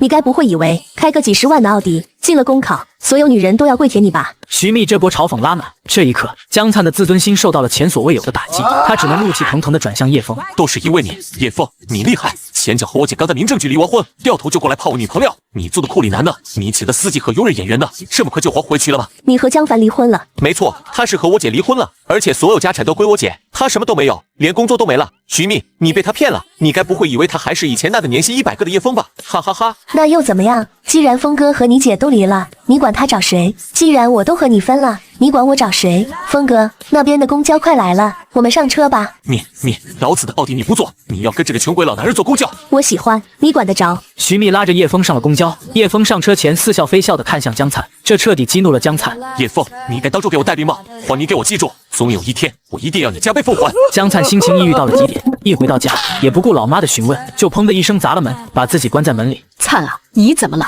身体不舒服吗？明天的酒席耽搁了不打紧，可别耽搁你几天后的面试啊！妈，你别管他，等明天他就好了。好吧，凡啊，你再给我转2万块钱。我不是中午才给你转了10万块吗？那10万是订酒席的钱，这2万块是给老家亲戚买高铁票和订酒店的钱，不一样。我看啊，收的礼钱还没花出去的多。江凡无奈极了，只能又赚了2万过去。收的那些礼钱啊，还得存着，等着你弟弟去机关上班了，给他买几套好西装，还要留着一些给他拿去打点同事领导。这么说，合着全是我妈出钱呗？现在没有任何收入了，这个家的钱是用1分少1分。像外婆你这样，一会要10万，一会要2万，能撑多久？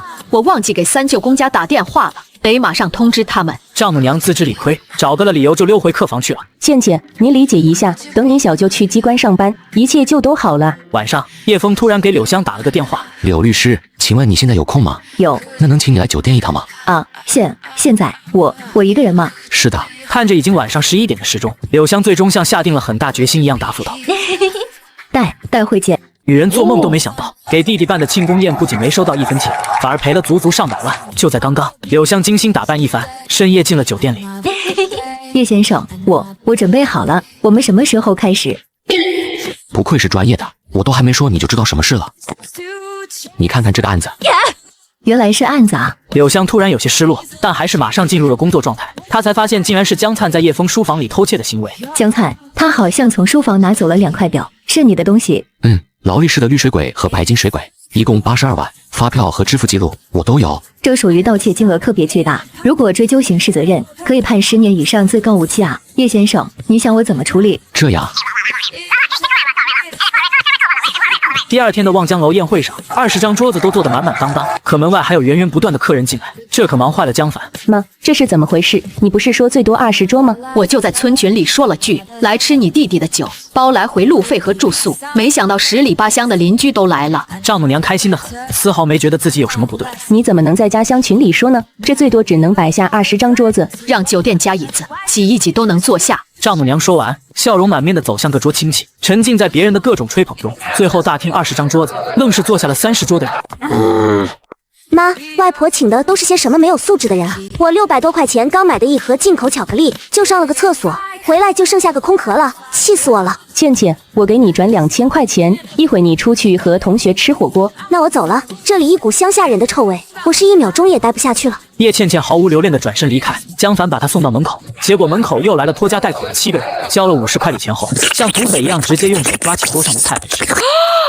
我这是造了什么孽啊？这时丈母娘和江灿已经在台上发表感言了。丈母娘用话筒：各位，感谢你们来到江城，我家江灿马上就光宗耀祖了。我江灿生是家乡人，死是家乡鬼，永远不会忘本。以后你们只要有事就来找我江灿。江灿真是有出息了啊！此时叶枫在2楼贵宾包房的窗户里看着大厅里的这一幕，忍不住笑出了声。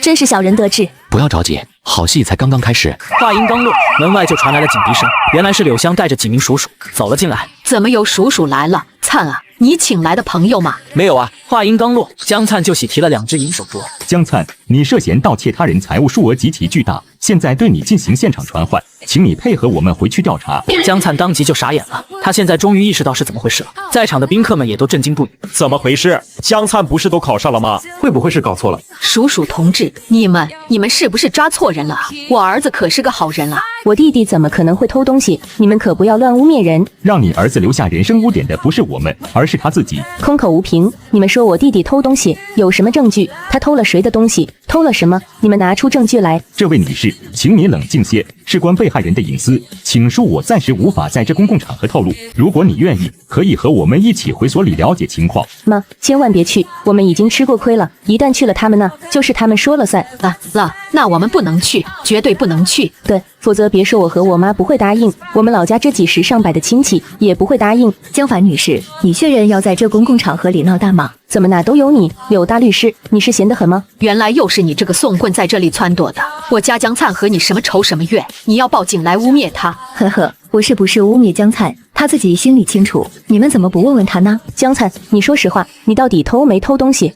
我没偷。江灿咬死不承认，因为他完全没想过叶枫会报警，甚至觉得没人有证据。叔叔同志，你们都听见了吧？你们误会我儿子了，敢说我儿子偷东西，有证据你就拿出来啊！好吧，这可是你们自己要求的。大屏幕上很快就播放出江灿偷表的画面。叔叔同志，这分明就是我女儿家，我儿子在他姐姐家拿点东西，那又怎么了？没错，这是我的家。江凡女士，请你好好的看看右上角的时间，事发时你和叶枫先生可还没有离婚，所以他偷的是叶先生的东西。拿走2块表怎么了？叶枫这个畜生真是小心眼，这么鸡毛蒜皮的事也报警，不会是怨恨江凡和他离婚，嫉妒江灿尽面，故意在这里挑事吧？还有你这个送棍，没有一点是非道德，为了钱连这样的案子都接，小心你以后生不出儿子。柳律师，当时我和叶枫还没离婚，那叶枫当时也还是我弟弟的姐夫，我弟弟拿他姐夫的表玩一玩，戴一戴，难道是什么大事吗？那就请江灿归还吧。还就还，有什么大不了的？阿灿，那2只破表呢？还给他们？不，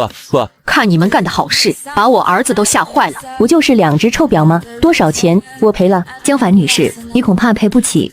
少看不起人了。江灿盗窃的是劳力士手表，价值87万元。哇，什么表这么贵？这都够在我们乡下起5层楼的房子了啊！李翠芳的这个女婿还真是有家。叶枫那个畜生，怎么不说1000万1个亿呢？叔叔同志，你也听见了，我可以反告他们诬告敲诈吗？江女士，我们既然过来，肯定是掌握了相关证据的。证据就是这个视频，就是这个女人空口说那2只表值87万。柳香笑了笑，直接拿出发票和付款凭证，狠狠地打了江凡的脸。江凡微微发抖。妈，这2块表恐怕真的值这么多钱。丈母娘难以置信地抢过2张凭证，竟直接吞了下去。他又来这招。呵呵，这老东西还真是死性不改啊，就没点新鲜的活了吗？丈母娘洋洋得意。什么证据在哪？我怎么没看见？那这是复印件，如果你喜欢吃，我这里还有好几份。拿出好几份资料，丈母娘傻眼了，气的话都说不出来。什么？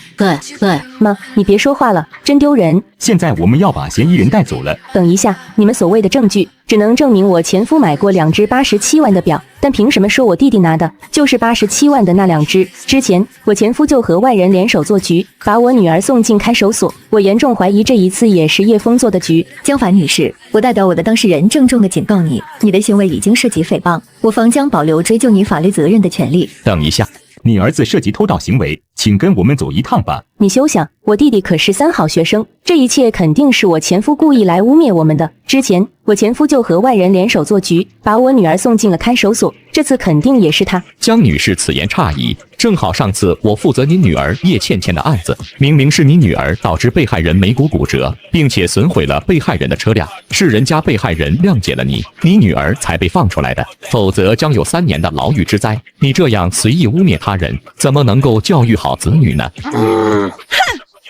显然还觉得自己没错，错的都是叶枫。在场的宾客们了解真相之后，再次议论纷纷。李翠芳的孙女那么皮的吗？脾气倒真的是遗传了李翠芳啊。江凡也是真不地道，离就离了吧，怎么能够污蔑前夫呢？家乡亲戚邻居们的指指点点，让江凡瞬间破防了。那你们凭什么认定这次不是叶枫做的局？凭什么认定我弟弟拿走的就一定是那2只价值87万的手表？就是，没有证据，今天谁都别想带走我的儿子。陈队，今天这个局面，你不让证人出来指证，怕是不行了。去车上把那家伙带进来。很快，2名民警去而复返，带回来了一个同样戴着手铐的男人。江灿见到他，立即像触电一样浑身发抖，把头埋得更低了。陈队长，是他，就是他，江灿，是他把那2只价值87万的劳力士手表拿来我这里典当的，我当场就给他转了20万，转账记录你们也看见了的。江灿，你的那辆奥迪就是用这20万的赃款付的首付吧？我弟弟拿表的时候，我和叶枫还没离婚，那2只表是叶枫的，也是我的，我现在同意送给我弟弟。叔叔们面面相觑，没有料到江凡会来这一套。虽然他明显是在包庇江灿，可他的话也不无道理啊。然而柳香早有准备，直接拿出了财产分割清单。江凡女士，根据协议，你和叶枫先生的婚内财产由你划分，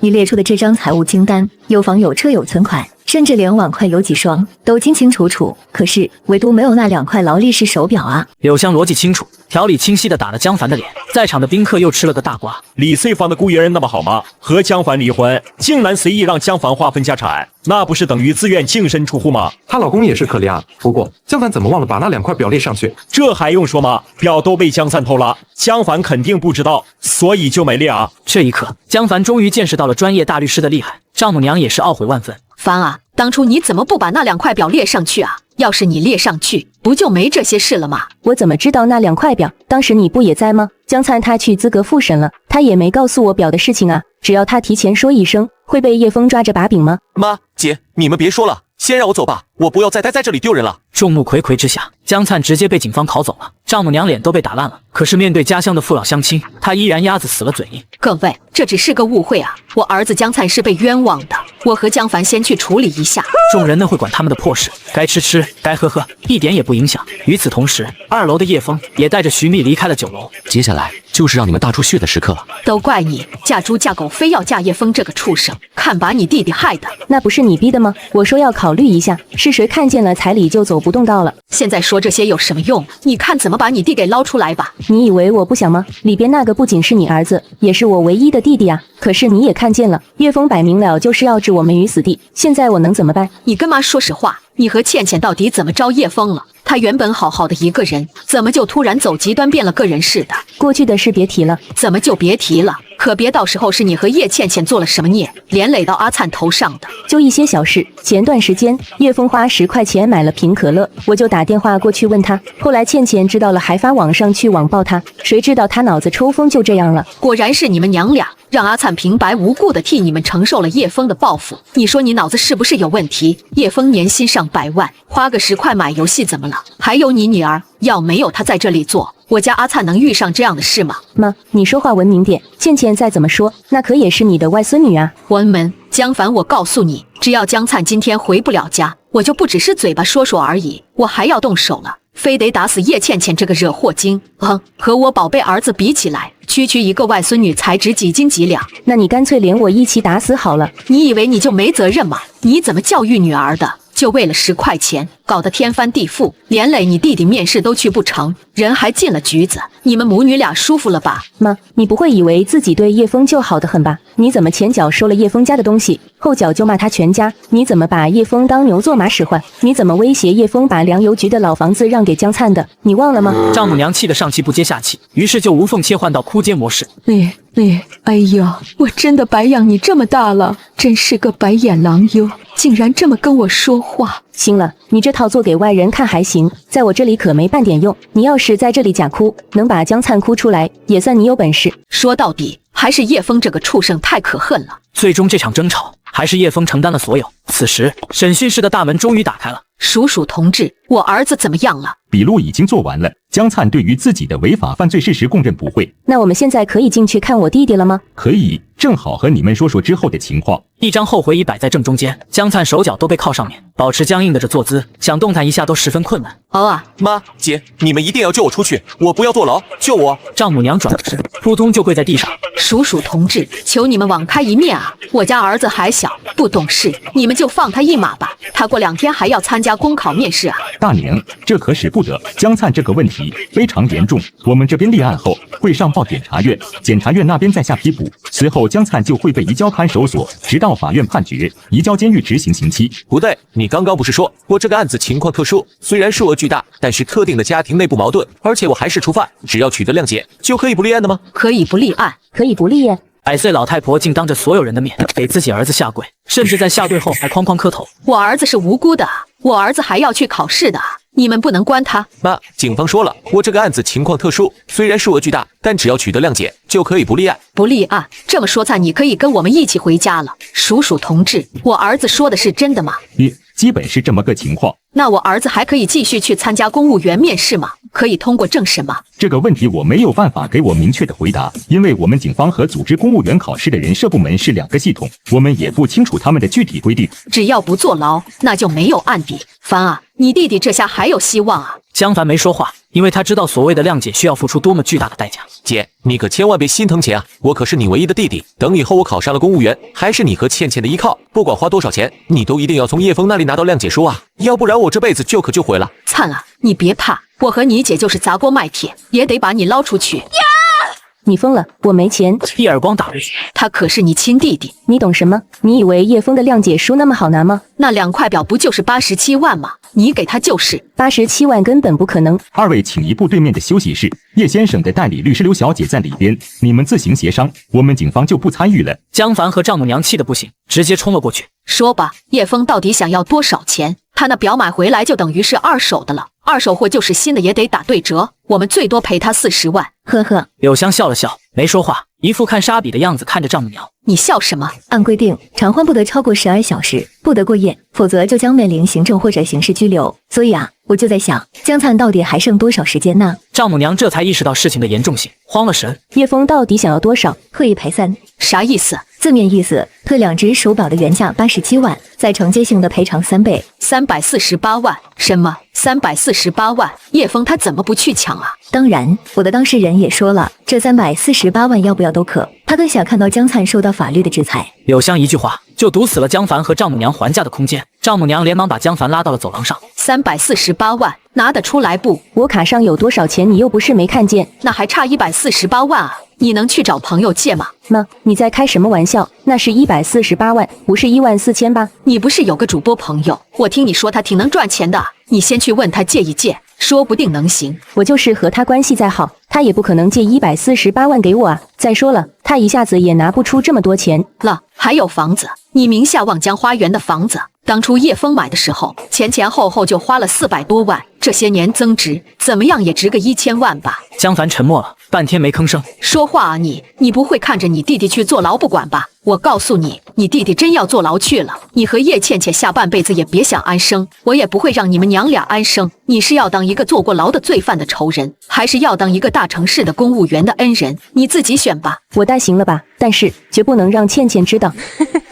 凡啊，你真是我的好女儿。到，我们现在就回去拿房产证。2人连忙出警局打了辆车，半路江凡先下车去银行排号，丈母娘则回家拿房产证。你在楼下等我，一会再把我送回刚刚的银行去，钱最后一起给你。这可不行，你得先把钱给了，要不然我怎么知道你要去多久？我都说了一起付，快开门，我有急事。大妈，你坐车钱都没付，我当然不能给你开门。行了，给你就是，见钱眼开上辈子穷死的命。丈母娘飞快地跑回家中时，柳香也接到了同事的电话。香姐，江凡去了天元路上的工建银行，他母亲回家拿房产证去了。好，我知道了。挂断电话后，柳香就给叶倩倩打了个电话。叶小姐是吗？我是锦城律所的律师，刚才给江凡女士打电话没打通，如果你和她在一起，请你转告她一下，银行就要下班了，请他尽快拿房产证过来贷款。你说什么？我妈拿房产证贷款？原来叶小姐你还不知道吗？柳香直接把江灿偷东西进警局的事都说了一遍。现在你母亲江凡女士为了和对方和解，准备用她名下汪江小区的房产证去银行贷款赔偿对方，换你舅舅放回来。叶倩倩听完，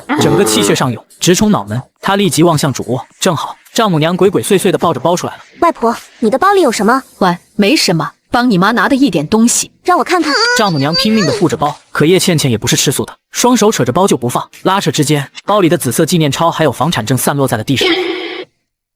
你偷我的东西！你这孩子怎么和外婆说话的？谁偷你的东西？这是你妈让我拿的。这航天钞是我爸送我的，这房产证也是我的。你们休想打这套房子的主意！死丫头，大人的事情轮得着你大呼小叫？走开，别动我家的房子！笑话，什么你家的房子？你妈还没死呢，这事轮不着你一个丫头片子说三道四。给我！老登，你休想！不听话的玩意！要不是你这个惹祸今晚抱你爸，你舅舅至于受报复吗？要是你舅舅因此不能面试，不能过正审，就是把你打死，就是把你和你妈还有你家这套房子全部打包卖了，你们娘俩也赔不起。丈母娘越想越气，反手又是狠狠的一巴掌，然后一拳一脚往叶倩倩身上招呼。害人精！你害我儿子坐牢，你害我儿子在老家人面前丢脸，你害我儿子考不上公务员，我今天非得打死你！外婆，别打了！呜呜！喂，你这个害人精！等你舅舅晚上回来了，再收拾你！丈母娘顺手捡起桌上叶倩倩的手机，给她摁了关机，然后就揣进自己兜里，大摇大摆的来到了银行。妈，你怎么去了那么久？路上堵车，问了没有？能贷多少钱？江女士，按照二手市场的估价，您目前这套房产市值大约1200万。那么多钱，赶紧全部贷出来啊！按规定不能超过抵押物90%。江女士，你本人这边没有固定工作和收入，所以按照规定，我们最多只能给你贷到抵押物的50%，也就是600万。真黑！1200万的房子只给600万，价值100万的房子，女人却贷出了1260万。凡啊，咱们的贷款必须多贷一些。现在你和叶枫离婚了，没了收入来源，不能一点现金都不备着吧？多贷一点，没准还能找条路子做个生意什么的赚大钱呢。这时，行长叫走了经理。小赵啊，关于这位江女士的贷款，有位身份尊贵的人物通过半岛酒店的渠道给我打了电话。原来是叶枫通过半岛酒店给银行施压了啊？难道是不许我们给江女士下款吗？不是，那位的意思是我们按照抵押物的上限给江女士下款。小赵啊，你也知道，半岛酒店可是我们总行的大客户啊。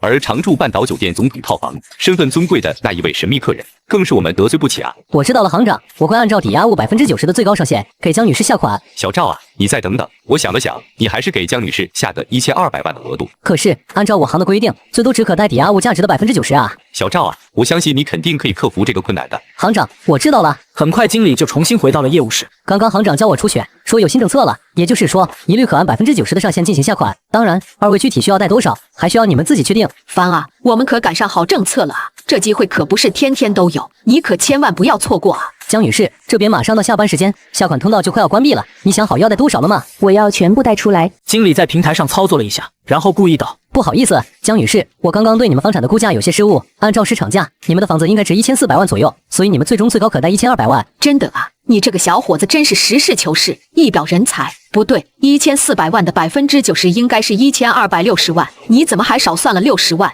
那就按1260万算吧。好，请给我贷1260万。江女士，你可选择最高5年的贷款期限，请问你需要贷几年？5年，我们贷5年。在丈母娘看来，当然是拿钱越快越多越好，还钱越慢越少越好。好的，这边有2种还款方式，按照年利率8.75%计算，一种是按月等额还本付息，每月还26万；一种是按月付息，最后还本，每个月还4万，最后1个月需支付1260万本金。你看你要选择哪一种？我选第2种，先还利息，最后还本金，反正1年也就50万的利息。江凡很快就办完了所有贷款流程，收到1260万进账短信后，又向律所转账了348万。叶枫这个畜生哟，一下子就让我们少了这么多钱，老天爷，你开眼呐，赶紧一道雷劈死他吧！经理没说话，笑眯眯地将2人送出了银行。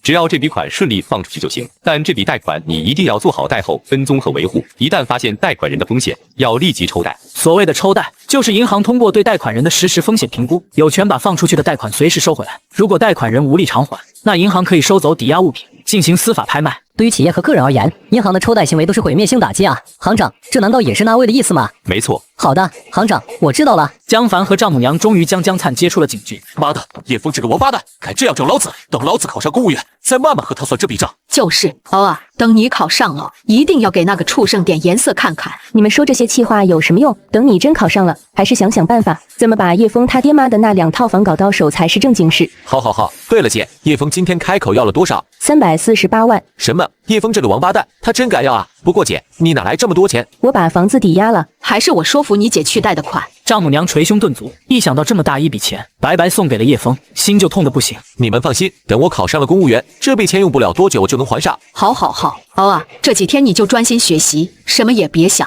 天塌下来都有我和你姐撑着。话音刚落，江灿的手机响起，竟是考试院打来的电话。你好，请问是江灿吗？这边是江城人事考试中心，我们接到举报，你存在着重大的违法犯罪问题，我们经开会研究，决定取消你的面试资格。江凡和丈母娘听到这个消息，呆若木鸡。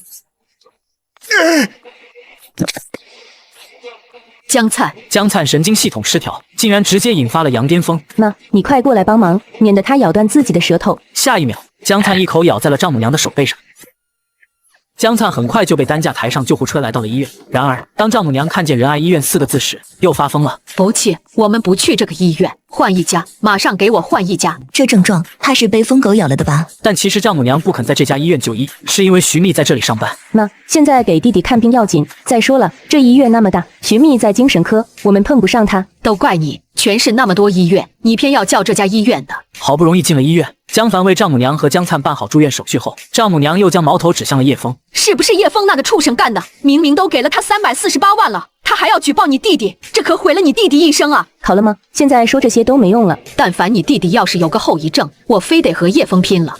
我把他家那套老房子都一把火点了。妈，你冷静点，那套房将来还是倩倩的。叶倩倩，以后你少在我面前提这个小蹄子，她是叶枫的女儿，也不是什么好东西。妈，你怎么又这么说话？你可别找不到叶枫，就整天拿倩倩撒气。就在这时，江凡的手机响了，他接了这通电话后，脸色变得更加阴沉。妈，看你请来的那些好亲戚，他们几十号人把我们家小区都围了，保安打电话来，让我赶紧回去处理。这是为什么？你问问你自己啊，你不是给他们承诺了出路费、出住宿费吗？他们吃完了还上家里要钱去了。你说呢？要不然还能上你家里做客啊？凡啊，你快回去把钱给他们算了，要是闹得太难看了，他们回去以后指不定怎么说你弟弟坏话呢。你以为给了钱，他们就不说什么了吗？又吃又拿，烦死了。这时，江凡连忙赶回小区散财消灾，处理了亲戚的事。回到家却看到女儿叶倩倩蜷缩在沙发上大哭。倩倩，你怎么了？妈，是外婆，那个老登，他要抢我们家的房产证，我不给他，他就打我。什么？我妈打你了？妈，外婆那个老登，他要抢我们家的房产证，我不给他，他就打我。他怎么能这样呢？不对，倩倩，你怎么知道外婆拿房产证的？是不是谁告诉了你什么？妈，你居然也知道这事？难道是你叫外婆回来拿房产证去捞舅舅的？这件事情说来话长。那就是真的了。你果然把这套房子拿去抵押贷款了吗？倩倩，说到底，你小舅舅也是受了我们连累，替我们承担了怒火。呸！他自己一天到处惹事要你善后，关我们什么事？这都是你爸设的圈套。江凡很快就将事情的来龙去脉都说了一遍。又是叶枫，不行，看我这次不网暴死他！叶倩倩怒气腾腾地来到书房，伸手摁下那台价值15万电脑的电源键，却发现无法进入桌面，卡在了满屏字符的 BIOS 界面，怎么操作都没用。妈，是谁动了我电脑？昨晚上都还是好好的，怎么今天就开不了机了？这我也看不懂啊。还是我自己问同学吧。叶倩倩用手机对着屏幕拍照，发给了男同学。很快他就知道了真正原因。叶枫，王八蛋！我同学说这是电脑的主板被人远程锁死了，肯定是叶枫找卖电脑的那人干的。这老登都离了还干这么恶心的事，那这台15万的电脑就用不成了吗？气死我了！我找他去。江凡拿出手机就准备找叶枫理论，这才想起自己早就被拉黑了，于是他就打给了柳香。你好，江女士，你们怎么能那么恶心？说好了清单上的东西归我们，结果还把那台15万的电脑给锁了，他凭什么搞破坏？还要点脸吗？请问你有什么证据证明是叶先生干的？就算是叶先生，难道这不合理吗？那台电脑是关叶枫先生的个人隐私，如果你认为叶先生侵害了你的权益，你可以向法院起诉。江凡气得直接挂断了电话。我干嘛非要打电话给这个女人自取其辱？倩倩，明天妈就找人来给你修。那我今天就用手机吧。叶倩倩准备用手机编辑网暴叶枫的文案，可当她点进软件，才发现自己账号竟然被平台封了，不管进行任何操作，系统就只会弹出一句话：很抱歉，由于您违反了相关法律法规或社区公约，您的账号已经被永久封禁。怎么会这样？昨晚都还能登录的。我那几千好友粉丝收藏的无数文章视频，还有我各种精修的自拍美图，怎么都没了。叶倩倩赶紧又用平时顶贴的小号，也就是江凡的手机号登录，结果也被平台永久封禁。叶倩倩只能尝试以游客身份登录，却还是失败了。很抱歉，您的设备已经被停止服务。这一下叶倩倩彻底傻眼了。难道我这是遇到了传说中的4封？封账号、封身份证、封设备、封网络 IP？我到底招惹谁了？我有什么错？肯定又是叶枫搞的鬼。好了，倩倩，你别生气了。你不是要保时捷718吗？妈明天就去给你买。真的吗？反正家里的2辆车也报废了，一切刚需1台车，以后我做生意说不定也能用上，还可以安抚女儿现在低落的情绪。妈，你告诉我，咱们家的房子到底贷了多少钱？帮您小舅舅赔完钱，我身上还有1100多万。这么多？那我不要718了，我要911，落地也就120万出头。咱们家还有2辆旧车可以置换，会更便宜。那也还好，就它了。太好了吗？还是你大方，不像我那个生物爹。我考上大学，他一台宝马 Z4 就把我打发了。第二天，母女俩买完保时捷911后，就被陈琳邀请到了车展现场。爸，这么豪华，都得价值多少钱啊？每辆都上亿，左边是兰博基尼的毒药，右边是帕加尼的风神，中间那台黑红色的是这次车展的镇展之宝，也是全球首次展出布加迪威航的弹叶之龙，价值1.98亿。这么贵啊？到底得多有钱才买得起这样的车啊？恨不得是超级有钱人吗？我听说这3辆车都被同一个老板秒了。一个人全买了？对，听说还是一名姓叶的神秘老板。都是姓叶，怎么差别那么大呢？要是这位神秘叶姓车主是我亲爸就好了。哎，我怎么就那么不会投胎呢？是啊，都是姓叶，怎么差别就这么大呢？那个废物叶枫真是让人厌恶。这时，上百名安保人员小跑进场组成人墙，更有迎宾小姐列队等候。江凡和叶倩倩被人流裹挟着后退，满心疑惑。这么大的阵势，谁来了？应该是那位神秘富豪来提车了。倩倩，看见了吗？没有，车窗是黑的，什么都看不见。此时，迈巴赫车内后排座椅上，小陆，你安排这么多跟车保镖，没有这个必要吧？排场太大了。叶先生，看今天现场这个阵势，我觉得还是很有必要的。这时候，迈巴赫已经开到了展台，3位豪车的 CEO 和董事长全程鼓着掌欢迎。叶先生，感谢你对我们车展的支持。哎，车上坐的呢，那个人好像我爸的。倩倩，你看错了吧？那车上的是买主，怎么可能是你爸？切，线上叫爸爸也就算了，线下也乱喊。现在这些小女生呢？但是我觉得真的有点像啊。倩倩，你看错了，那不是你爸，我看得清清楚楚，根本就是2个人。其实陈琳压根没看见，就是受不了周围人的嘲笑，尴尬的恨不得找个地缝钻进去，所以赶紧出言制止了叶倩倩的胡乱猜想。好吧，也许我真的看错了。迈巴赫离开后，人群也逐渐散去，江凡等人也来到咖啡厅休息。玲玲，离婚以后我都不知道做什么，你有没有什么好的投资项目？还真有，是个餐饮项目，衣食住行最离不开的就是吃。现在餐饮的确普遍难做，但是赚钱的那是真赚钱。可我也没做过餐饮，对这个一窍不通啊。以前在家都是叶枫煮饭，我连碗都没洗过，而且做餐饮肯定很累吧？那我岂不是老得很快？晃，谁说要你亲自去做菜洗碗了？当然是当合伙人啊。前些天我有个朋友给我引荐了个土老帽，姓周，40多岁，他包的黑土猪包子那叫一绝。是八仙桥那家周包子吗？对，就是周包子。今年初他把所有的钱都投入了分店，可谁知家里老母亲突然生病了，老婆也恰好和他闹离婚，吵着分家产抢孩子，这哪见不赶着要钱，所以老周到处在找合伙人，可我哪拿得出500万现金啊？500万，500万就能拿下估值1000万的餐饮项目。然而女人接下来的操作，直接把一手好牌打得稀烂。老周急着用钱，打算半价抛售一半股权。我核算过，1年保底200-300万的净利润，3-5年就能回本。投500万占股1半，1年分100万，还完利息，净赚50万，这不就是我的翻身账吗？玲玲，帮我联系老周，我去看看。我这就帮你联系他。陈琳联系老周后，带着江凡前往金湾万象城的店铺。江小姐，合伙后经营，管账都随你，但开业头1个月，我要回老家，就麻烦你多费心了。不过其实也没多少事，我徒弟他们都在后厨，我都交代好了。老周，这500万能不能再谈谈？250万，这些设备一装就贬值，半价都高了。我找人合伙，不是让你羞辱我。叫我250是什么意思？不就正常砍价，至于急眼吗？不同意就重谈呗，500万就500吧。老周消气后，与江凡前往律所签约。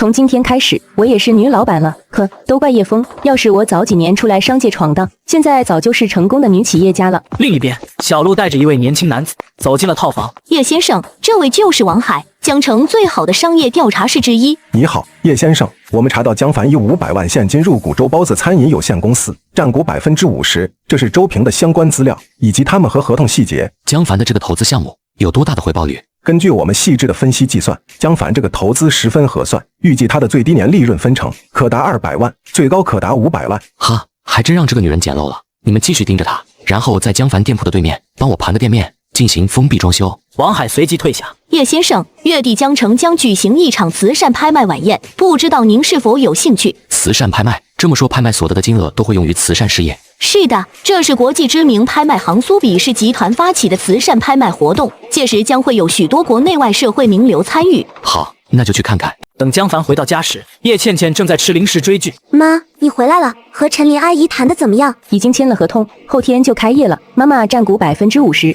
倩倩啊，这个项目一定能挣大钱。太好了，妈，以后你一定要开连锁店，要上市，这样我可就成货真价实的千金大小姐了。那时候我也要买上亿的超级跑车。一定会的，但是倩倩，这件事情先暂时别告诉你小舅舅和外婆。放心吧，妈，我现在都还没想好原不原谅他们。妈，把你的合同收好，可别再让外婆发现了。你说的对，是得好好的藏起来。第二天包子铺就开业了，生意很是火爆，店员们辛苦了一天瘫在沙发上，江凡却很是不耐烦。你们马上把卫生搞了，明天早点来打卡，迟到可是要扣工资的。恶狠狠地训了一句之后，江凡掉头就走，员工们面面相觑，瞠目结舌。开业第一天，老板不发红包也就算了，饮料水果没买也不说了，居然还要凶巴巴的骂人。要不是念着周老板的恩情，谁在意他啊？接下来的一周，店内每天的营业额都保持在30万的水准，江凡彻底膨胀了。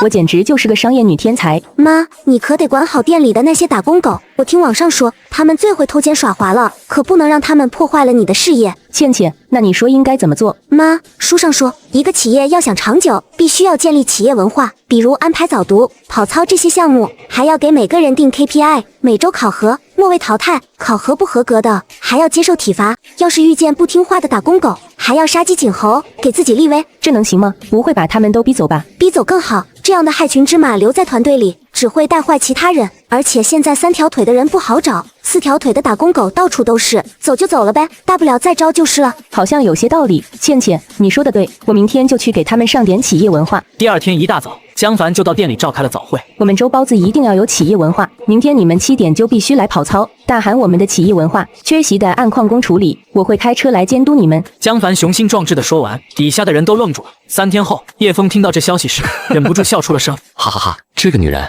自己都没有几分文化，还想搞企业文化，那后来呢？餐厅的营业额下降了50%，15万都不到。同时，外卖出餐速度大大降低，第二天可厨师集体缺席，前堂的服务员也有80%请假。江凡无奈，只能取消了跑操。笑死了，到底是谁给这女人出的主意？应该是叶倩倩，还真是个大小女儿。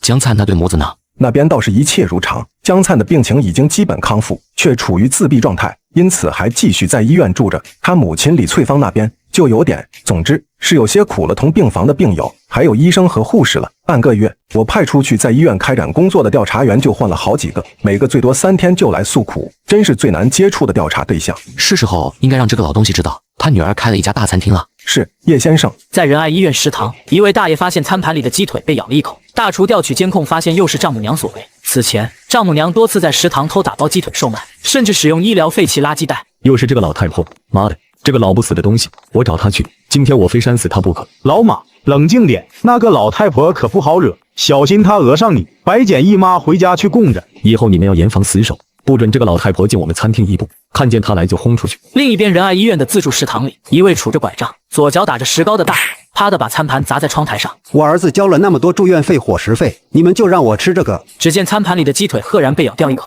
大厨连忙小跑着从后厨冲出来，堆着笑脸。大爷您消消气，我们马上处理。处理个屁！3天2头吃出问题，当我们病人的钱是大风刮来的。好说歹说把大爷送走后，大厨黑着脸冲进监控室，才发现竟然是丈母娘干的。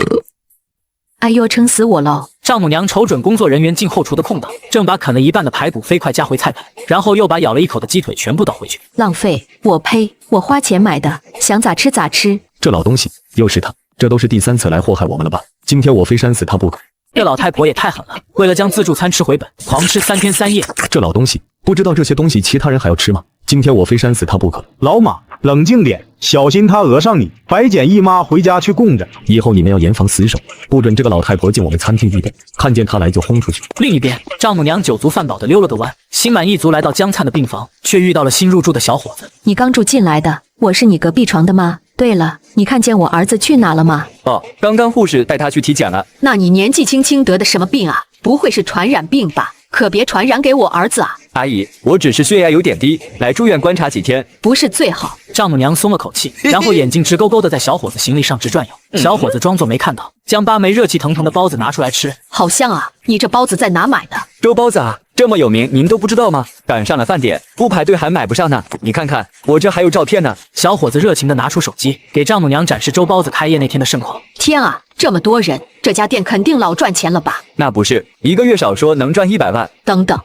这不是我女儿吗？啊，阿姨，这位是你女儿吗？你确定没看错吧？这位可是这家粥包子的老板啊。没错，她就是我亲女儿江凡。她怎么成了这家店的老板了？阿姨，这家店是10天前才开的呢，你确定没认错了吧？难不成江凡趁着我和江灿住院，悄悄把那笔钱拿去投资了？怪不得我说他最近怎么不来医院了，原来那小蹄子是想霸占那1000多万啊！17号病人出来做体检。好的，马上来。小伙子跟着护士去体检，回来时丈母娘早已不见踪影。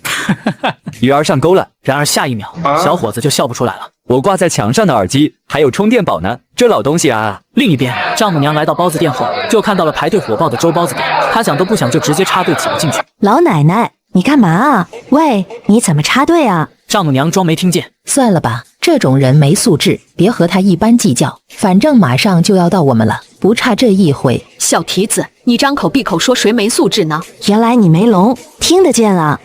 谁聋了？你这个小逼养的，再胡说八道，我撕烂你的嘴！前边的一位身材有些小胖的女白领看不过去，连忙劝道：“老人家，大家都在排队，你上后头去吧，别插人家小姑娘的队了。”我插你队了吗？要你多管闲事，肥猪婆一个！我要像这么胖，肯定躲在家里连门都不出，还来这里吃。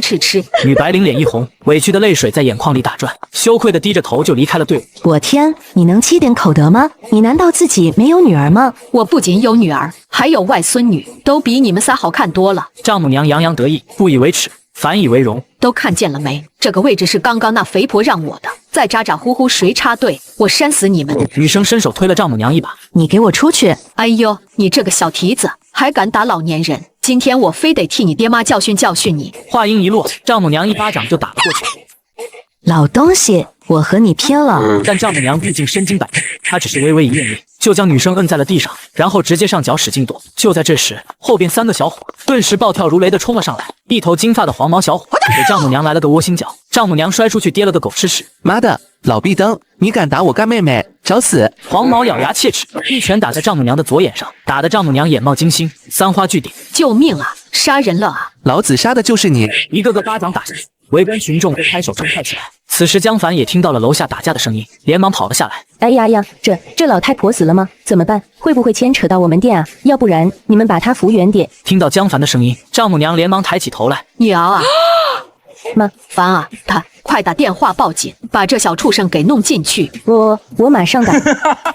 打？谁不报警谁是孙子！老太婆，你殴打我妹妹，等帽子叔叔来了，你就等着吧，老子陪你进去，看看我们俩谁先出来。江凡顿时一个机灵，正要拨号的手也停住了。妈的，打？怎么不敢了？原来你是这死老太婆的女儿是吧？你还是这家餐厅的老板是吧？呵呵，你等着看吧，等老子出来以后，光脚的不怕穿鞋的，看看怎么陪你玩。江凡突然后背一寒，心中忽然生出几分恐惧，丈母娘却觉得有人给自己撑腰了，雄风不减。小畜生，你死到临头了，还在那里狂！住口老登，再逼逼，我杀你全家！丈母娘顿时被吓住了，连忙躲到领班身后。老板，我看这是最好还是不要报警，我们刚开业，叔叔来了对我们生意的影响不小，还是把他们放了吧。好，就这么着吧，你们赶紧走吧。搞笑吧，就这么走了？你妈这个老傻逼为了插队，无缘无故打了我干妹妹一顿，怎么说？江凡再蠢也听出来了，对方这是在索财。你们要多少？你这话说的，搞得我在敲诈勒索你一样。你自己看看我这可怜的妹妹，被你那个疯逼老妈打成了什么样子？去医院做个全身检查，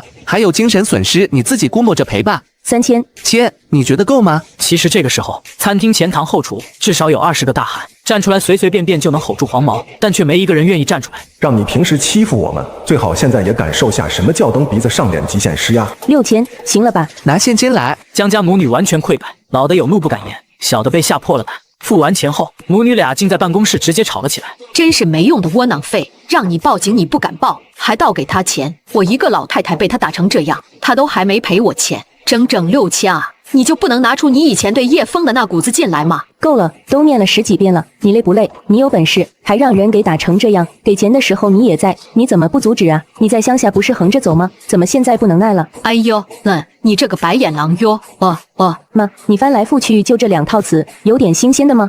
你现在倒是能说会道了，刚才怎么被那个黄毛小孩吓得话都说不直？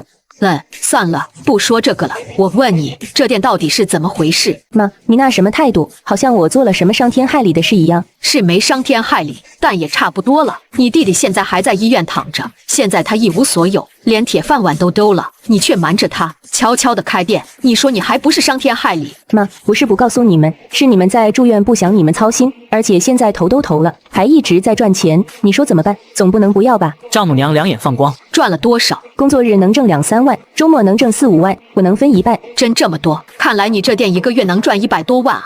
等等，为什么你才分1半？因为我只是这家店的合伙人，还有个老板姓周，这家店我们一人1半。那凭什么跟着他叫周包子，不跟着你叫姜包子？行了吗？你又不懂，就别乱说了。女儿，我是害怕你被人骗啊！账是我在管，店也是我在管，那个姓周的老板人都不在这，他能骗我什么？原来他是个甩手掌柜啊，那就好。好了吗？时间不早了，你赶紧回医院去，顺便再找医生，给你好好的上点药。你说你想吃包子就直接说，犯得着亲自过来吗？对了，凡，你这店到底投了多少钱？500万。那就是说你身上还有600多万，对吧？哪还有600多万，只有500万。怎么只有500多万了？不是应该还有600万的吗？怎么才几天就少了100万？我给，反正我就用了，这是我的钱，我爱怎么用怎么用。什么你的钱？那是你弟弟的，你弟弟替你们母子俩担了叶枫的这么大的报复，你们母子俩就真的一点都不记恩啊？告诉你，这500万不许再用了，马上转给你弟弟。妈，不用你说，我也准备把这500万给江灿，但他这个样子，你不怕我今天转给他，他明天就花完吗？你说的确实有道理，灿那孩子花钱大手大脚的。这样吧，那500万还是你保管着，等到有合适的项目，你再给你弟弟投钱。对了，明早上我过来帮你的忙。妈，这个就不用了，自家人，你担心什么？就这么说定了。江凡知道自己劝不动，也知道丈母娘会坏事，第2天就躲了起来。然而丈母娘却依旧自来熟的来到了店里，指手画脚起来。你看你们摘的这些菜，这些菜叶除了老点黄点，又不是不能吃，谁教你们这么浪费？真是不是自家的东西不知道节约。还有你们这边几个洗菜的，没看见你们面前盆里的水都流出来了？赶紧关掉，这水不需要花你们的钱是不是？大娘，这是熬的例汤。什么叫例汤？卖多少钱1碗？不要钱，这汤是给中午吃套餐的客人免费送的。什么免费送的汤？你放这么多肉，赶快捞起来！你每天要熬多少锅？大概5锅。那这锅就算了，等这锅熬好，加水冲成4锅就行了。还有，以后都按照我说的这个办法做，熬1锅，冲成5锅，免费的汤有得给他们喝就不错了，还想喝那么好？是师傅教我们的。师傅说一个包子要放3勺满满的肉，而且要用勺背压实，这样蒸出来才不散，吃起来才劲道。师傅？什么师傅啊？你师傅在哪儿啊？现在你们是在我女儿的店里工作，都得听我的，就连我女儿也得听我的。可每个包子的大小重量都是定好的，肉馅少了就包不起来啊。真笨，你们不知道把皮弄厚一点，这样看上去大小就不变了吗？还有，你们这些馅料也有问题，多加点肥肉，还要多放点便宜的白菜和里边。可是我们这就是纯肉包子，不放菜的。你少放一点，谁吃得出来？菜肉搭配才更加营养，你懂个屁！大娘，这里边烟火重，可千万别熏着您老这金贵的身子。我们去看别的地方吧。你又不发工资，老子听你个鬼！谁让你们放这么多纸的？万一遇上贪小便宜的全拿了怎么办？从今以后，你们员工拉屎自己带纸。此时接近10点，店外已经排起了等待开门买包子的客人，丈母娘也过去忙活起来。起开，让我来。我要肉包，要多少？20个。当体力青年说出个数的时候，丈母娘顿时喜笑颜开，装的时候却只装了17个。你的20个肉包，下次再来哈。青年接过了以后也没数，扫了40块钱就走了。毕竟现在这个社会，遇见鬼的概率都比遇见店家故意少给数的概率大。下一个排队的是小朋友。奶奶，我要一个肉包，一个叉烧包，还要一杯豆浆，一共10元。丈母娘本该找10元，可丈母娘就故意拿1块1块的零票，而且只拿了8张。小朋友也没细数，开心的走了。接着又来了个瘦小女生。阿姨，我要一个肉包，又是个只要一个的，穷鬼。小姑娘，肉包快没了，要不要试试我家叉烧包或者肉虾包？阿姨，我就要肉包，要不然春笋火腿包你弄一个试一试，保证好吃。阿姨，我要肉包就可以了，只要一个肉包嘛，这够吃吗？没必要这么省钱吧。女生脸一红，小声的说道：“阿姨，我饭量小，一个包子就够吃了。”丈母娘扬声喊了句：“这姑娘排了半天队，只要一个2块钱的肉包，你们赶紧拿给人家。”女生低着头，更不好意思了。拿到包子后，尴尬的就走了。后边排队的客人见状，掉头就走，甚至有的人宁愿去别的队伍排在最末尾，也不愿意来丈母娘这个档口。咋回事？我这窗口咋没人了？丈母娘很是不高兴，眼见着隔壁员工的队伍越来越多，她直接跟对方换了个位置。喂，你吃什么？我给你拿。可客人压根不买账，有些不买了直接掉头就走，还有些又马上换个队伍。不知好歹，我还懒得伺候你们。丈母娘愤怒的就离开了售卖区，接着领班就带着一个妇女，还有刚刚买包子的那小朋友进来了。就是那个奶奶。大娘，刚刚这位小朋友来买包子，可能您太忙了，少找了他2块钱。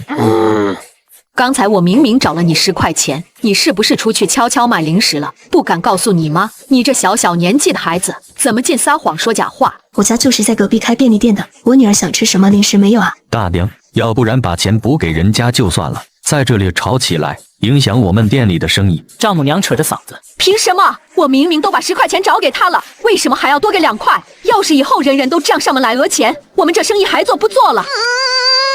文人，老太婆，你给我说清楚，信不信我打死你？无良丈母娘趁老板出差，竟强行将人家的店占为己有。卖东西时，甚至还故意少找钱给顾客。当顾客气势汹汹地找上门来算账时，他还死不承认。我明明都把10块钱找给他了，为什么还要多给2块？要是人人都这样来讹钱，我们这生意还做不做了？老太婆，麻烦你搞清楚，我在隔壁开便利店，收入不比你们低，还我讹你。我看是你这辈子没见过钱吧，2块钱都贪。哼，谁讹人谁自己心里清楚。大姐语气强硬。好啊，调监控吧。领班也很配合，马上准备去调监控。丈母娘这下终于心虚了。算了，不就是2块钱一个包子的事吗？丈母娘走到售卖台，挤开最前边排队的客人，直接抓起一个肉包就塞进了小朋友的手里，给小朋友烫的手指头。这一举动瞬间让排队的顾客十分不满，甚至直接离开了。这下你们母子满意了吗？大姐夺过包子扔在地上，狠狠跺脚。女儿，我们走，以后别来吃这家的臭包子，你早上到对面吃牛肉粉去。好，哈，你们这家破店，要是能撑过3月，我跟你姓。呵呵，那你可得准备好户口本。丈母娘叉着腰在后边洋洋得意，觉得自己又打了一场胜仗。店内外的员工客人都看傻了。哎，这一波骚操作又成功劝退了一部分排队的客人，我们店的未来堪忧啊！那个大娘啊，你累了一早上了，快进屋歇会。那个谁，你把今天送菜的单子给我一下。大娘，你说的是供应商的单据吧？啊，对，快拿来我看看。搞采购的有水糕，我必须检查，看看有没有吃了雄心豹子胆的家伙，敢在这上边弄虚作假。领班拿来了今日的供应商单据，丈母娘瞬间就不高兴了。什么金猪肉竟然要22一斤，就这还是批发价，市场上的猪肉1斤才10块多点，批发还会更便宜。大娘，这和市场上的白条猪不一样，这是黑土猪，零售价30多块钱1斤呢。什么黑猪白猪，不都是猪吗？有必要用那么好的猪肉吗？谁吃得出来啊？肯定是供应商和你们后厨勾结做局，故意卖高价。领班这下也不知道该怎么说了，只能一个劲的在心底叹气。丈母娘接着看其他品类的供货价，越看越气。这些东西明明都有非常多平替，肯定是有人在吃回扣。于是丈母娘决定亲自负责采购，直接来到了批发市场。你们送我们店里的东西，这价格有问题。面粉敢卖3块2一斤，比超市卖的还贵几毛。辣椒、花椒、胡椒粉也比市场上的贵得多。还有油盐酱醋米，全部比市场上的贵。知道的你们这是搞批发，不知道的还以为你们是拿我们当250打正。阿姨，你说的超市那种常见的面粉，我们这里也有啊，而且比超市卖的还要便宜几毛，就2块2起批。至于你说的各种调料和米油，因为周老板对质量要求非常高，他选择的都是高端产品，所以价格都比较高，毕竟1分钱1分货，是不是？哼，我看这里面就是有猫腻，谁知道你们暗中搞了什么鬼？这种2块2的面粉送我们店算多少？最低1块9。1块5行不行？不行，我可上别家去了。阿姨，最低1块9，你可以随便到别家看。旁边这个你们批1块6的面粉，给我们是什么价？阿姨，这个你们店可用不了，这是陈年货，一般都是工厂、学校、食堂之类用的多。既然是合格产品，那不就行了？我们怎么用需要你操心。我问你，给我们的话到底算多少？最低1块4毛。那就这个了。嘿嘿，光是面粉这一项，我每天就给店里省了几百上千，一个月就是2、3万，一年就是20-30万，我可太厉害了。接下来，丈母娘几乎把供货产品全部换了一个遍，而且不只是简单的质量降级，那简直就是质量打骨折。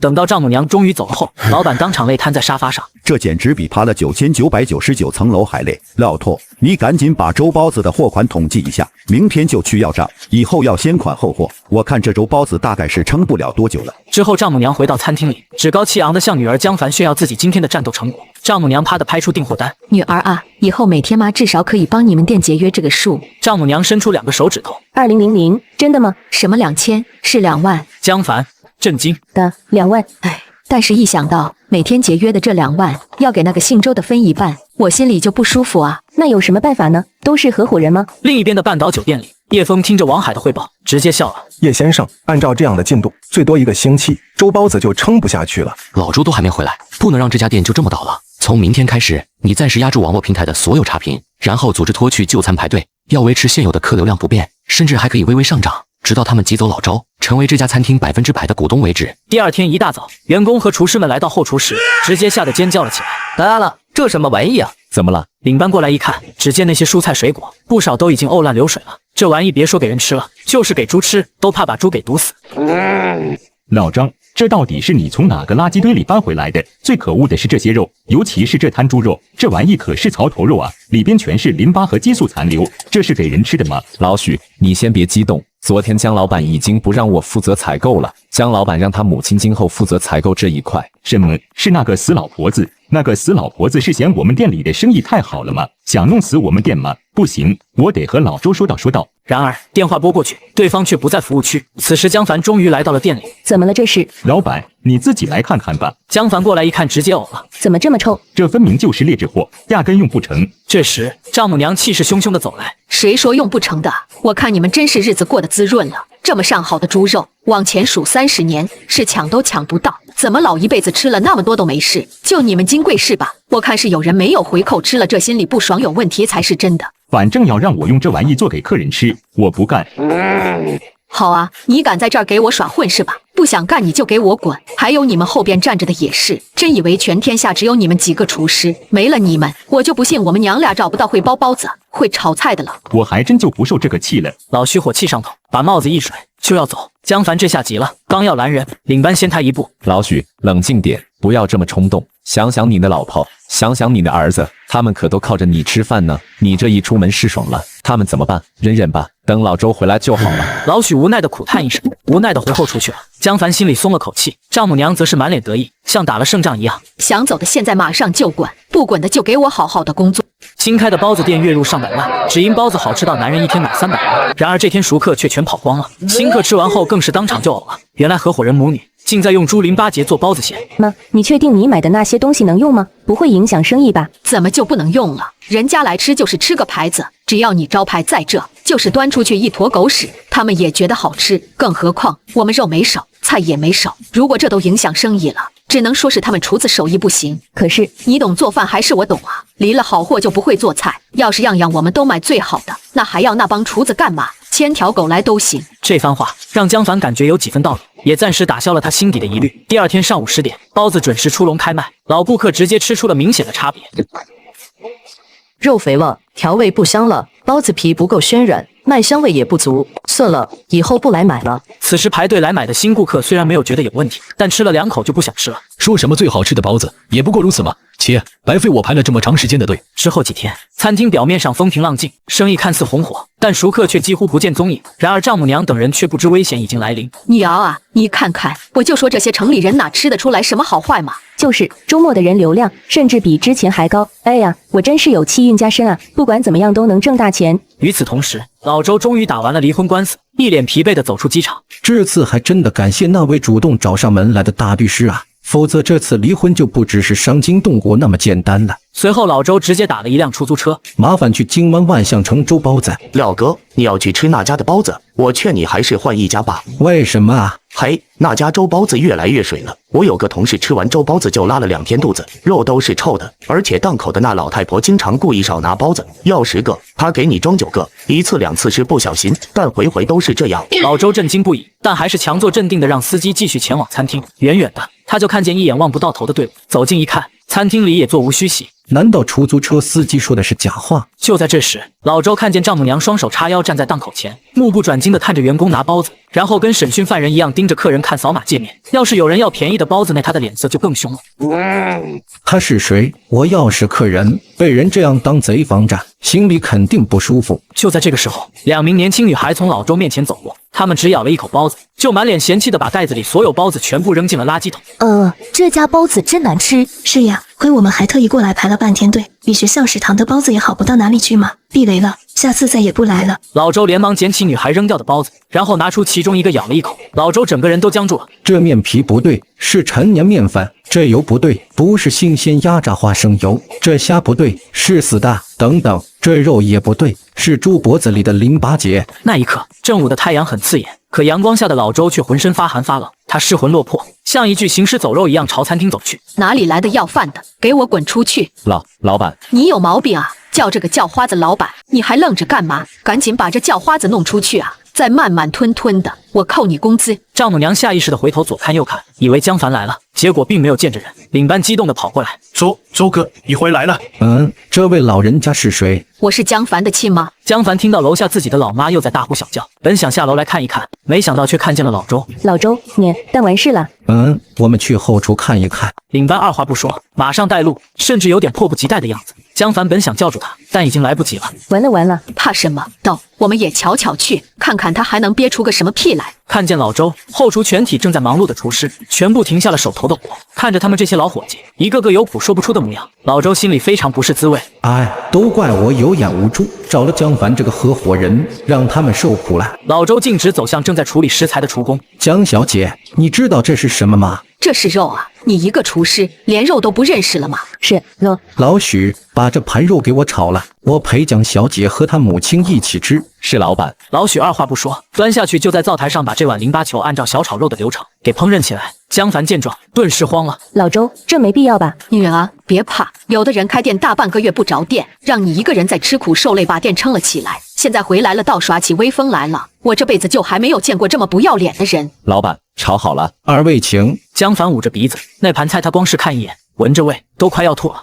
有本事你先吃啊！丈母娘自以为看穿了老周的虚张声势的伎俩，准备反将他一军，然而老周却夹起一粒淋巴结就吃进嘴里。江凡见状，竟直接干呕了起来。江小姐，江阿姨，到你们了。丈母娘伸手一把打翻了盘。你神经病啊！自己爱吃你就自己吃个够，非逼着我们娘俩吃干嘛？你是看我们是女的好欺负是吗？还是不是个男人？既然你们自己都不吃，凭什么拿给客人吃？原来你们也知道，这玩意人不能吃啊！你们娘俩的命是命，别人的命就不是命吗？我真是后悔，为什么会选了你当我的合伙人？缺钱的时候到处求人，低声下气，我给了你钱，帮你解决了燃眉之急，现在倒咬我一口。别忘了，这店不仅你是老板，我江凡也是老板，不是你一个人说了算。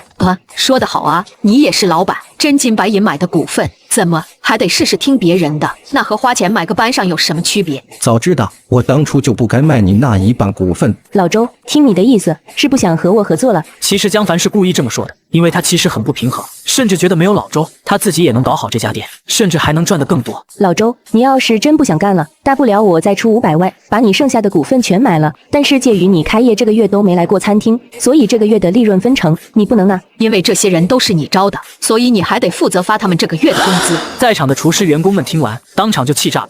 身价上千亿的老板只是回了趟家门，3天后再来店里时，他竟然要带着全体员工一起离职，只因新招的合伙人竟然在包子里放狗都不吃的淋巴肉。你们太过分了，挤走我们老板这个创始人也就算了，结果开业至今的利润都不给他。你们都是他招的走狗，当然帮他说话。况且他本来对餐厅就没有贡献。你骂我可以，但不准骂我的员工。与此同时，这边的消息已经传到了叶枫耳中。叶先生，你让我去给老周打的那场官司已经赢了，他前妻真的可恶，财产和孩子他全都要，而且还不给老周留一分钱。幸好我找到了他前妻出柜的证据。刘小姐，你真是辛苦了，我有件礼物送给你。当叶枫拿出小提琴，哇，这把琴一定很贵吧？价格不是问题，只要你喜欢就好。柳香走后，王海又走了进来。叶先生，老周已经准备把店子转出去了。那家店是时候开业了。那我安排的虚假客流是不是可以撤了？先别急，等到老周新店开业前的一天再撤。人世间最大的喜剧是失去自以为得到的东西，真期待看到他们的表情啊！另一边的仁爱医院里，江灿因失去公务员面试资格而整日疯疯癫癫。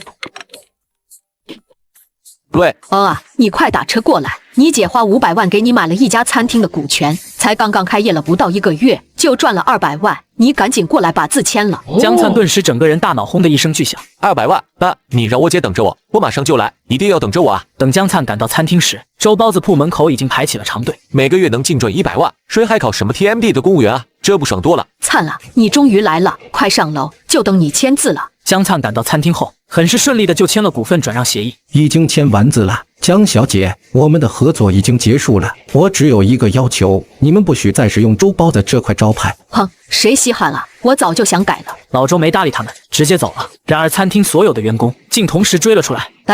工作时间擅离职守，反了你们！老板，你去哪？我们想跟着你。对，老周，带上我们一起，我们宁愿跟着你一起去街头摆摊摊，也不愿意在这里跟着那傻逼娘了。谢谢你们。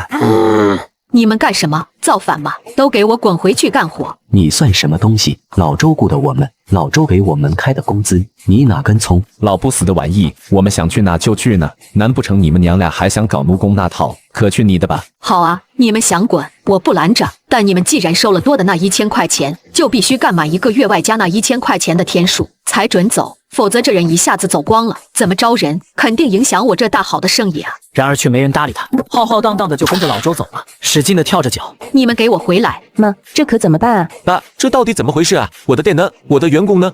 我就不信，离了这群人，这店咱们就开不起来。儿子女儿，你们别怕，妈现在就打电话，让老家村里的人赶紧过来支援。妈，你说的那些人靠谱吗？我们要找会做菜包包子的厨师。放心吧，凡，一定靠谱。还记得你二表舅吗？他以前可是在10里8乡烧大席的，这厨艺绝对没得说。不对呀，二表舅岁数比你还大，他还能承受后厨这么高强度的工作吗？你可别把你妈想得这么蠢。我们请的是他的儿子，也就是你二强表哥，他跟他爸在农村烧过大席，还在学校食堂承包过档口，餐饮经验丰富着呢。那他现在在干嘛？做过这么多事，不会最后一样没成，蹲在家里游手好闲无所事事吧？他那只是运气不好，没有施展的舞台。你白花的钱拿去便宜外人，都不肯拉自己老家人一把吗？再说了，外人谁会真心实意的帮你干活？爸姐，你们快点决定吧！你们看，还有这么多排队的客人，我们歇一天业，这要损失多少钱啊？你看吧，你弟弟都开口了，你现在上哪去立马上招一班来了就能干活的人？你要是明天能把人给招齐，那这事我就不管了。好吧，都听你的，这就对了嘛！我现在马上就去联系老家人，让他们连夜坐高铁过来。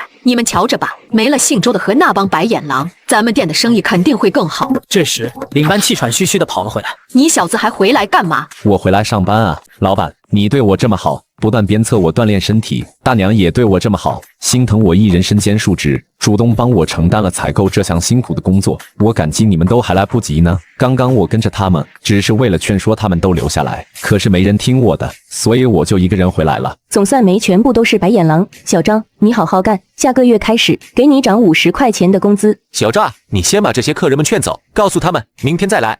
好的，老板。小张，你再等等，等会你再找几个人给我把招牌换了。换了好，什么周包子，看得我会气。老板，你们要改什么新名字？就把周改成江，其余的字别动，从今以后叫江包子。叫什么江包子？不好听，依我看还是叫灿包子好。好，这个名字好，就叫灿包子。没想到老妈的屁股这么歪，这心眼都偏到天上去了。不过眼下还是尽快把店重新开起来要紧，这些旁枝末节暂时就不追究了。随后丈母娘便在村群里发布了招聘信息，我要招厨师、厨工10人，前堂服务员20人，主厨工资2万，厨师工资1万2，厨工工资8000，前堂服务员底薪4500，收银、档口还多加500，包吃包住，先到先得。翠芳，你到缅北搞电诈去了，乡里乡亲的，你去了缅北也别来诈骗我们啊！小心我们把你家猪圈都给推了。这把丈母娘气的直接甩了几个生意爆火的视频在群里面，这下群里轰动了，不断有人给丈母娘发消息打电话，丈母娘洋洋得意，照单全收。最后丈母娘又联系了侄子二强。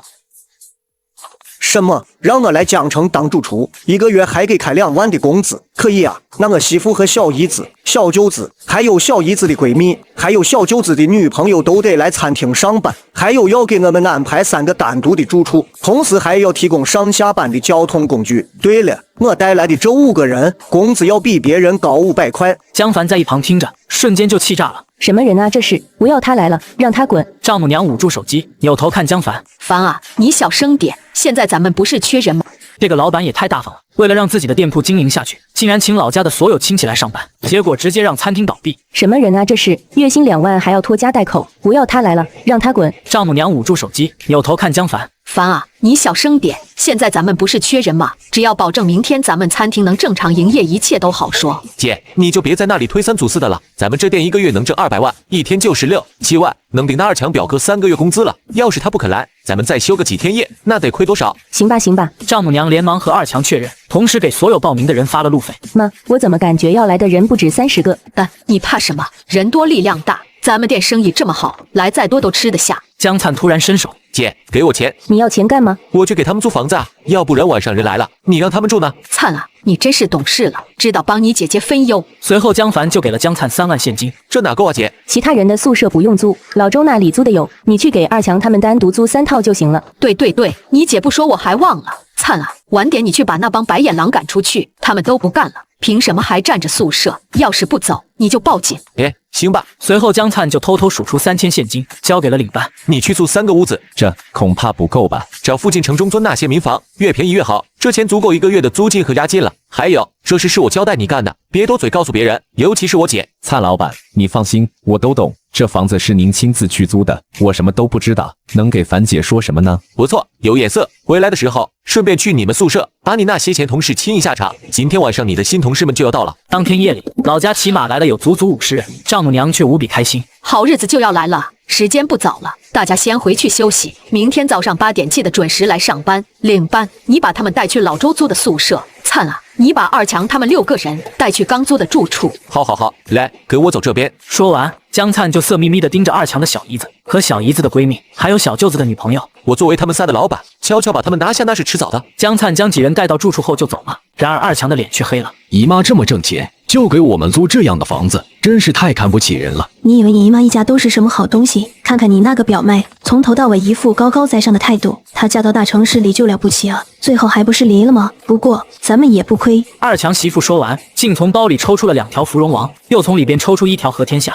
老婆，你什么时候买了这么好的2条烟？啥买的？我刚从包子铺里拾的。你也别偷懒，你们后厨也肥着呢，眼睛手脚都放麻利点。是，这还用你教？以前我可是跟过老头子烧大喜，在学校食堂上过班的，这还会不懂？那就好，以后的日子真的是有盼头了。次日一大早，餐厅的招牌已经更换成了灿包子，然而餐厅里除了领班外，一个员工都没来。怎么还不来上班？你急什么？之前你那些员工不也卡着最后5分钟到吗？然而等到8点05分时，却还是没有一个人来上班。这下轮到丈母娘着急了，她只能一个个的给老家人打电话，求着他们快来上班。呵，刚刚还好意思骂我，这就是你请来的好帮手，连最基本的时间观念都没有。一直等到9点，人才终于来齐了，只是都一副无精打采的样子。好了，明天一定要8点准时到，你们快点开始干活吧。一声令下，他们却全部在大厅椅子上坐着，动都不动。我们早饭都还没吃呢，这就让人干活了，也太不地道了吧？这都8点半了，10点就要开档了，他们不知道自己早点起吃早餐啊？算了，第1天上班，他们不懂规矩，以后就好了。小张，你带他们到去旁边吃牛肉粉，快去快回。你悄悄告诉老板，给这些人多加粉，少放肉，再要个折扣。半个小时以后，老家亲戚们终于酒足饭饱了。江凡以为他们总算是可以工作了，结果一个个坐在大厅里，剔牙的剔牙，抠脚的抠脚，又不动了。你们到底想干什么？这班到底还上不上了？表妹，你别生气，按照规矩，东家要先给工钱才干活，不信你可以问姨妈。凡啊，我们那确实是这样的规矩，谁家里房子安备找乡里的人帮忙，都是先付钱的。这能一样吗？我们到底是招员工来上班，还是请了一帮老爷？早该晚给，反正都要给，就先给他们吧。小张，给他们登记发钱。领班点点头，端着一沓 A4 纸过来。老板，我昨天已经连夜打印了劳动合同，你要看看吗？不用了，你办事，我放心。让他们排队登记签字，再一个个的发钱。接下来，领班负责核验身份证，并且让他们在劳动合同上签字，摁手印直到9点半，才终于完成了发放工资的工作。领到钱的老家人们这才开开心心的去后厨干活。看样子今天10点是开不了门了，小张，你去门口挂上牌子，今天11点营业。随后，江凡又亲自去后厨监督他们包包子，结果差点气吐血。你们在干嘛？把包子包的大的大，小的小，歪瓜裂枣，简直毫无卖相。你懂什么？这才叫原汁原味，你就等着瞧吧。包子出笼之后，江凡第一个试吃，结果马上就吐了。这味道完全不如老周的团队，简直难吃。你还嫌弃上了？你行你来啊！没办法，江凡只能硬着头皮卖。然而，就是这样水平的包子，还是没一会儿就卖光了，速度比前几天都还快，而且排队的人比前几天还多。老家来的50个人连轴转，都才勉强够用。江凡不敢置信，难道这家店真的不管怎么搞都能赚钱吗？我简直就是天选之女。叶先生已经按照您的吩咐，让那50多个人签署了劳动合同，这是所有原件的复印件。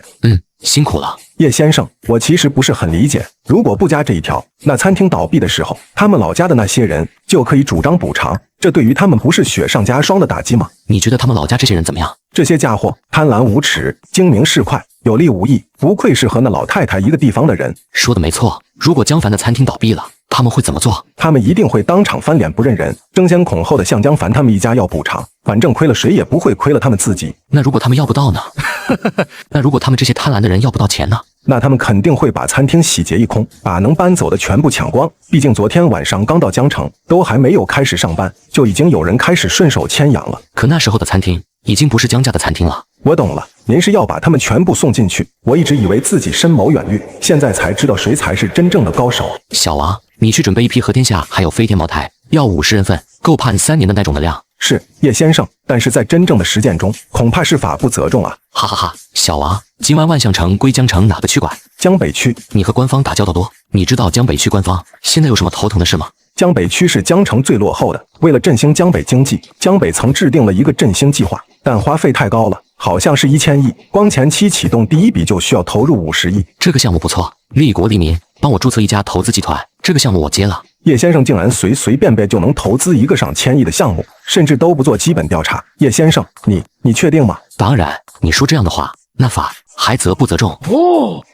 我懂了。第二天，江凡来到餐厅时，发现老家人依旧懒散，而且都坐着不干活。你们都还坐着干什么？都给我去干活！信不信我扣你们工资？你算什么个东西？有本事你扣！就给这点工钱，把我们累得跟狗一样，还要威胁扣工资？有本事你就扣，大不了我们不干了。原来这些老家人在二强媳妇的挑唆下，准备逼江凡涨工资。江凡气得不行，正要发火，却被丈母娘拉到了一边。你干嘛？让他们赶紧滚！我宁愿重新招人，也不要收留这帮贪得无厌的白眼狼。女儿啊，你小声一点！你现在让他们走，昨天发的1个月工资不就白发了吗？再说了，他们都是老家人，要是就这么回去，以后咱们娘仨还能回老家吗？别忘了，你爸的坟还在老家呢。真把他们惹急眼了，他们是什么都干得出来。在江灿的劝说下，江凡还是给老家人了涨工资。老家人们见江凡又退让了，一个个高兴的跟过年一样，赶紧排队领钱。但还是以前的老员工好啊，哪像这帮刁民。等等，为了弥补涨薪的支出，我得涨价才行。小张，你去店外牌子上、菜单上还有系统里的价格全部改了，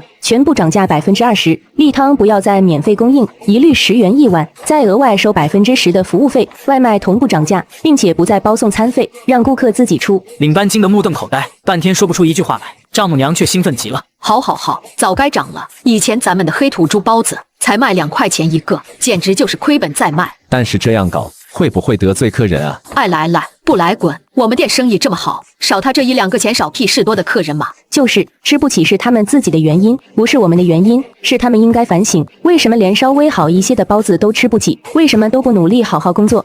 这样一来，我们店一天岂不是能挣20万了？你还愣在这儿干嘛？还不快去！领班这才回过神来，赶紧去改价格。上午10点，第一笼包子准时上档，丈母娘依旧在旁边盯梢。2个肉包子10元。女生不敢置信，多少？服务员不耐烦，10元。我不是在网上看见才2元一个吗？算了，我不要了。女生要走，丈母娘却一把抓住女生的胳膊。包子都给你拿出来了，水准你不要的，你是故意来找我们不痛快的，是不是？丈母娘一副要吃人的模样，把女生吓得够呛。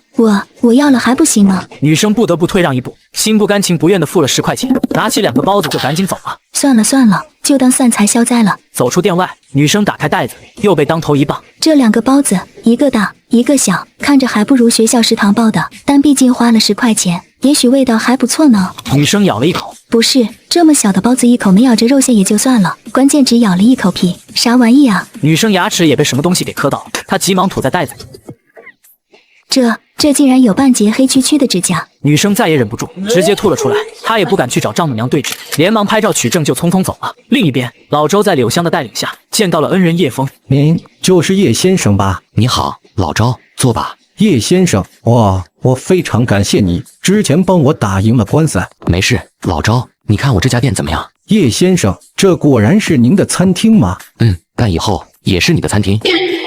您说什么？老周，我对餐饮非常感兴趣，也很钦佩你的厨艺和为人。你想不想成为我的合伙人？我出钱出店，你出人出技术，餐厅的股份我们1人1半，利润也1人1半。这家梦寐以求的餐厅，不仅能实现我的理想，还能解决我那些伙计们的失业危机啊！叶先生，我老周非常感谢你看得起我，也心甘情愿为你打工，但是这股份我是万万不能要的，这利润我也没有资格分1半，您只需要给我正常开工资就行了。老周，你当了10几年老板了，总不能越干越回去，打起工来吧。我出钱出地，你出人才、技术和管理，咱们1人占1半，这非常公平。叶先生，我不能占您的便宜，我愿意投800万，但我只要20%的股权就足够了。但是对外我会宣称我占有49%的股权。不管怎么样，您都是无可争议的第一老板。哈哈哈，老周，我拿下这个铺面，外加装修成餐厅，总共也没花到3000万，你800万才占20%，实在太少了。叶先生，您别再说了，请给我一个报答你的机会吧。好，你的确是个实在人，那就这么定了。但是我可以向你保证，这绝对是你人生中最划算的一笔投资。一会有人上来带你四处看看，晚点柳律师也会来找你签订合伙合同。3天之后的星期6就正式开业吧。叶枫说完便起身离去，他望着对面餐包子异常高涨的排队人群，露出了意味深长的微笑。好好享受吧，今天是最后一天，过了今天，你们的梦就该醒了。晚上，江凡盘账时，才发现这一天的营业额竟然达到了前所未有的新高。不对啊，档口的现金收入怎么反而下降了2万？而且这物资的消耗也明显有些不太正常。难道是这帮老家人手脚不干净？不行，我明天得亲自去后厨看看。我们就要发了，光是今天1天的净利润就有20万啊！那可不是，按照这样的赚钱速度，咱们每个月赚1000万也不是不可能。这个老六已经赚了999万元，还差1万就能变成月入1000万的大富翁。于是他决定换一种方式经营。姐，我觉得你一个包子卖5元的定价还是太低了，干脆再涨一些。好，明天就改成10块一个。还有咱们用的食材还是太好了，干脆全部用陈年老冻货。没问题吗？明天就是周末，我们的生意肯定要更上一层楼。你让他们多送一些，送平时5倍的量。好，我现在就联系他们。次日一早，三人看着大幅涨价的菜单十分满意，但后厨的老家人看到堆满的劣质冻品食材，瞬间就吐了，全是布满苍蝇的肉和蔬菜，全是恶臭无比的冻品，这玩意狗都不要，我们还怎么顺手牵羊？就是，真是黑心没道德，卖的这么贵，就给客人吃这些，放在我们农司，这些万一拿给自家的猪吃，都要被老人撅。可拿给别人家的猪吃，人家都还以为是恶意投毒，也不知道这一家拜对了什么神，这样乱搞生意都还能这么好。可现的时候，二强媳妇心里实在不爽，直接当着众人将浓痰吐进了料盆里。我让你们赚钱，我让你们生意这么好。说着他还不解气，又拿起桌上的盐罐，哗啦哗啦的往肉馅里倒。你疯了，这太咸了，谁吃不出来？反正又不是我吃，我就是要他没客人。老婆，关键客人要是投诉的话，倒霉的是我啊！每天卖成千上万个包子，才几个投诉。再说了，你怕什么？你可是大厨，他们敢对你吆五喝六，我就敢让他们这店马上关门开不下去。二强媳妇就是吃准了江凡一家不敢撕破脸把他们赶走。这时江凡拿着一罐燕窝过来，二强，你帮我把这燕窝热一热。说完江凡就离开了。结果二强刚撕开燕窝的盖子，二强媳妇就往盅里吐了口浓痰。我让他吃个够。10点半，后厨把燕窝端上了2楼，江凡、江灿、丈母娘3人都站在窗边，做着周末收割的美梦。怎么都这会了，还没人来排队呢？妈，抬早，你急什么？江凡掀开了桌上的白盅，一股燕窝的香气扑面而来，好吃，入口即化，回味无穷啊！凡啊，你吃的是什么玩意？藕粉吗？什么藕粉啊？这是燕窝，8000一罐呢。什么8000？就这么一小罐就要8000？啥燕子窝那么贵？凤凰窝也没这么贵啊！和你说不清，拿去吧。江凡直接把勺子和剩下的大半盅全递过去，丈母娘迫不及待的大吃了一勺。好吃，好吃，太好吃了！灿啊，你快来吃吃你姐买的这好东西，8000块才这么一点呢。行吧，江灿过来浅尝了一口，也被惊艳到了，味道真不赖啊。江凡无奈，又让领班去热了3罐燕窝回来。丈母娘和江灿迫不及待的拿起来就吃。天，这味怎么不太对？感觉没刚刚那碗好吃了。我也觉得，而且这颜色看起来有点淡，刚刚那碗好像带点翡翠色。我试试。江凡吃了一口，确实没刚刚的味道。将就吃吧，一会就要开档了。吃完后，江凡便和丈母娘一起下了楼。江灿趁机竟偷偷跑到保险柜旁，用他前几天偷看到的密码打开了保险箱。只拿10打100元现金，应该不会被发现吧？爸，我朋友告诉我，市里开了一家很火的餐厅，我去打探，学点经验回来。快去吧，灿，你身上还有钱吗？没钱我让你姐再给你一点。呀，这孩子真是懂事了，现在这么节省。丈母娘心里乐开了花，但没过一会她就笑不出来了，因为现在已经10点50分，门口一个人都没有。凡啊，今天咋回事啊？以往这个时候都排起老长的队了呀。是了，到底怎么回事啊？就在这时，隔壁便利店老板娘的女儿手里攥着20块钱出门了。丈母娘两眼一亮，小朋友，好久没来奶奶家买包子了，快点来买啊！小朋友一愣，吓得转头就跑回了店里。随后，便利店老板娘就牵着委屈巴巴的女儿出来。别怕，去吃你的牛肉粉。呵，之前生意好的时候凶巴巴的啊，现在没人了，知道笑脸相迎了。完了，也不看看周万象城几百家商户邻居，有一家来吗？臭娘们，你在说谁呢？妈，你冷静点，你这样我们还做不做生意了？晦气！老板娘翻了个白眼，就进屋了。你拉我干什么？看我不撕烂的那张臭嘴！去，你能耐你就去，我看你不把这个店的生意彻底搞砸，你心里就不舒服。什么叫做我把店里生意搞砸的？我辛辛苦苦都是为你好，现在你反倒来怪我了。凡姐、大娘，你们别吵了，都说家和万事兴嘛。母女俩争吵对峙的架势，吓得本想进店买包子的客人都纷纷走了。一直到中午12点，别家餐饮店都爆满起来，可江家餐厅却无人问津。这时，一对饥肠辘辘的年轻小伙像发现新大陆一样走了过来。终于来客人了，丈母娘满脸堆笑迎上去。你们要什么包子？我们家的包子可好吃了，平时都要排队的呢。小伙走进来，看到最便宜的包子都要10元一个，其他更是不低于30元，立刻转身离开。10块一个，我都可以去吃碗羊肉粉了。丈母娘恶狠狠。穷鬼，吃不起别来啊！妈，人家客人要买什么就买什么，你不要上去乱推销好不好？你不知道现在年轻人都社恐，不喜欢这套吗？啊，真是狗咬吕洞宾，不识好人心。丈母娘甩脸就进屋坐在大厅里，还真别说，没了她处在档口，过来的客人一下子就多了不少。但是他们一看到价格，纷纷都走了。小张，这到底怎么回事？我们的客人呢？昨天排队的人都到移动公司了，怎么今天连一个包子都卖不出去？你这个领班到底是干嘛的？凡姐，你说会不会是品质的问题？你的意思是我买的原料有问题？那怎么之前卖的那么好啊？凡姐，你说会不会是味道的问题？小比崽子，你说味道有问题，那就是说我老公不行了。凡姐，你说最后有可能是不是价格的问题？这不可能，虽然调了价，也没贵多少啊。难道现在的人出来玩，连10块钱都花不起吗？但最后江凡还是让领班把价格调回到了昨天的价格。然而包子铺却还是没有客人，丈母娘终于坐不住了，我揽客去。丈母娘直接就来到了对面街上生意最火爆的拉面馆。我家那边的包子店，黑土猪包子一绝，是正宗的黑土猪。今天搞活动只要半价，要不要去试试？半小时后，丈母娘披头散发、鼻青脸肿的走了回来。妈，你怎么了？谁打的你？你不是去揽客了吗？我报的包子铺每天排队上万人，可这天明明是周末，竟然一个顾客都没有。疑惑的丈母娘跑出去拉客，却被打得鼻青脸肿。烦啊！妈，你怎么了？谁打的你？你不是去揽客了吗？是对面拉面馆那些王八蛋，我就在他们门口揽下客，结果他们几个大男人冲出来就对我拳打脚踢。你怎么能跑人家店门口拉客呢？他家爆满，门口排那么多人，反正也坐不下，我揽客又怎么了？但他们也不能打人，到底哪家店？我找他们去。拐角那家牛肉拉面店。快点叫上人，叫上物管，咱们找他们去。50多号人还怕他们10几个人不成？今天非得让他们跪下道歉。妈，你真是一点常识没有！你敢跑到那里揽客推销猪肉包子，人家打你一顿都是轻的。为什么啊？我就白挨打了，你不管，你报警了，这打也是白挨。凭什么啊？这世道不讲道理了吗？就在这时，领班急匆匆地跑了过来。凡姐，我们的外卖系统出问题了，咱们家被外卖平台下架封禁了。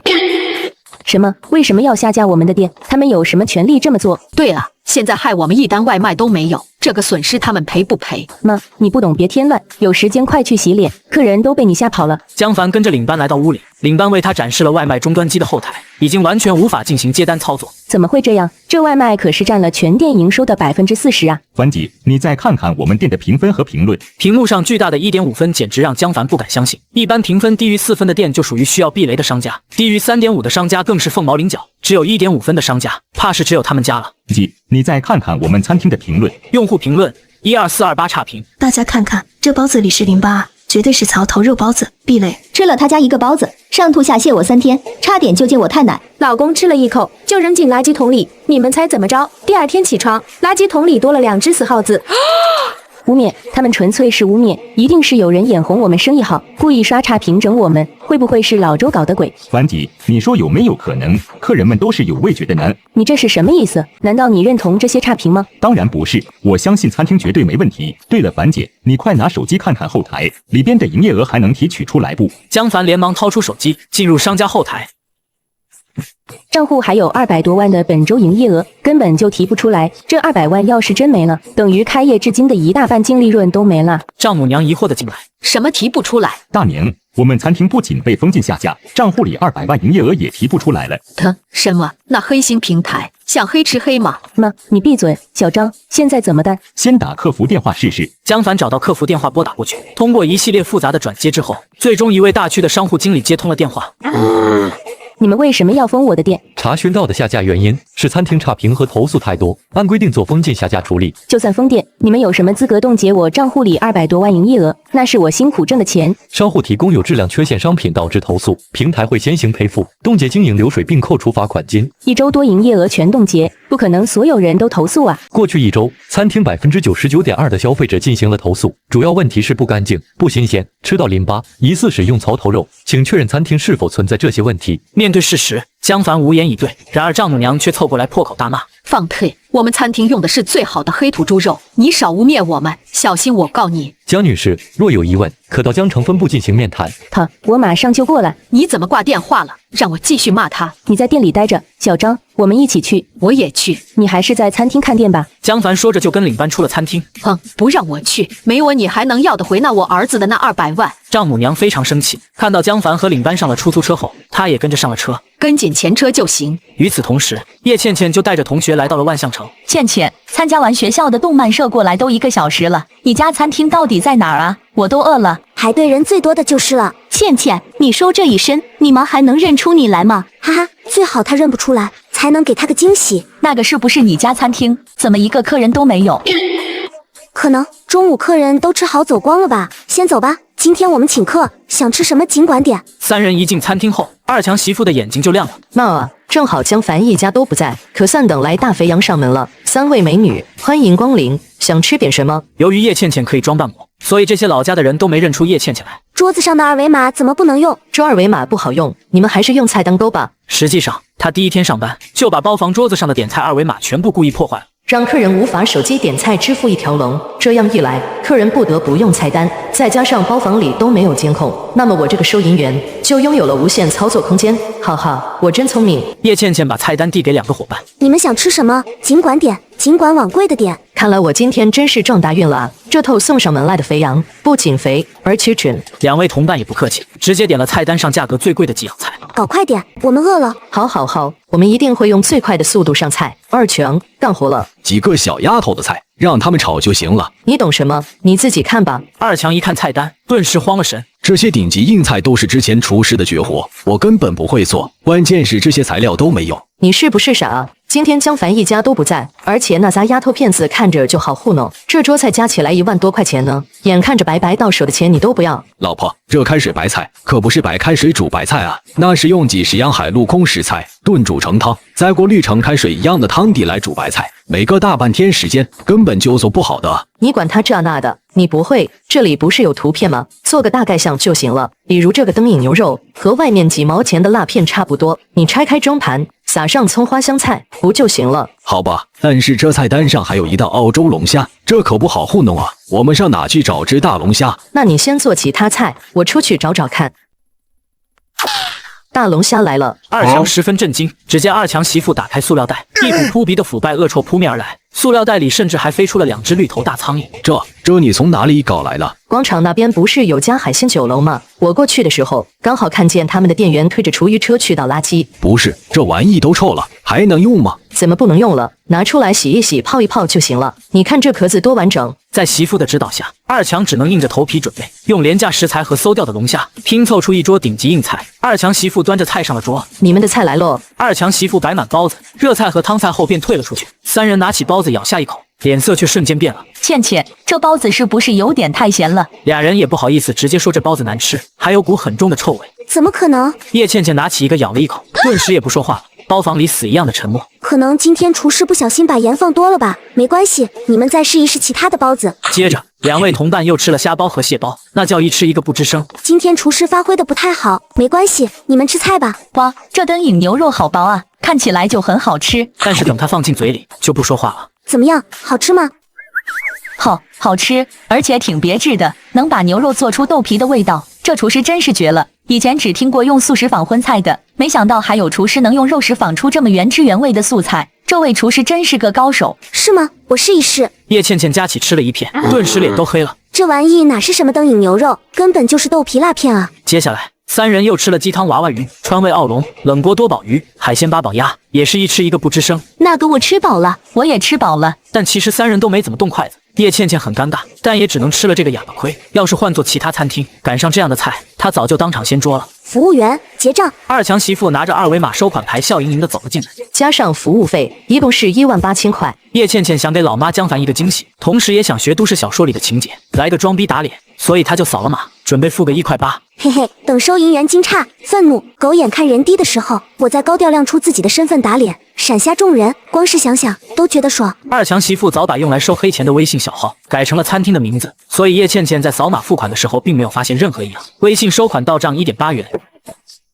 喂，你是不是输错了？一共是18000。没错啊，就是1.8块。两位同伴都知道叶倩倩在玩什么把戏，也忍不住抿嘴偷笑。但是这一幕看在二强媳妇眼中，可把她气炸了。好啊，你们3个想吃白食是吧？哼，把你们老板叫来。叫老板？我叫你吗？二强媳妇啪的一巴掌就呼在叶倩倩的脸上。你敢打人？你知道我是谁吗？我管你是谁，小敢来老娘这里吃霸王餐，老娘今天非打死你不可！二强媳妇扬起巴掌就要继续打叶倩倩，然而叶倩倩也不是什么良善之徒，她双手端起桌子余温仍在的红油锅，直接朝二强媳妇泼去，巴掌和锅底几乎是同时落在对方脸上。叶倩倩被打得天旋地转，一头扑在桌子上，二强媳妇则是被红油敷了一脸。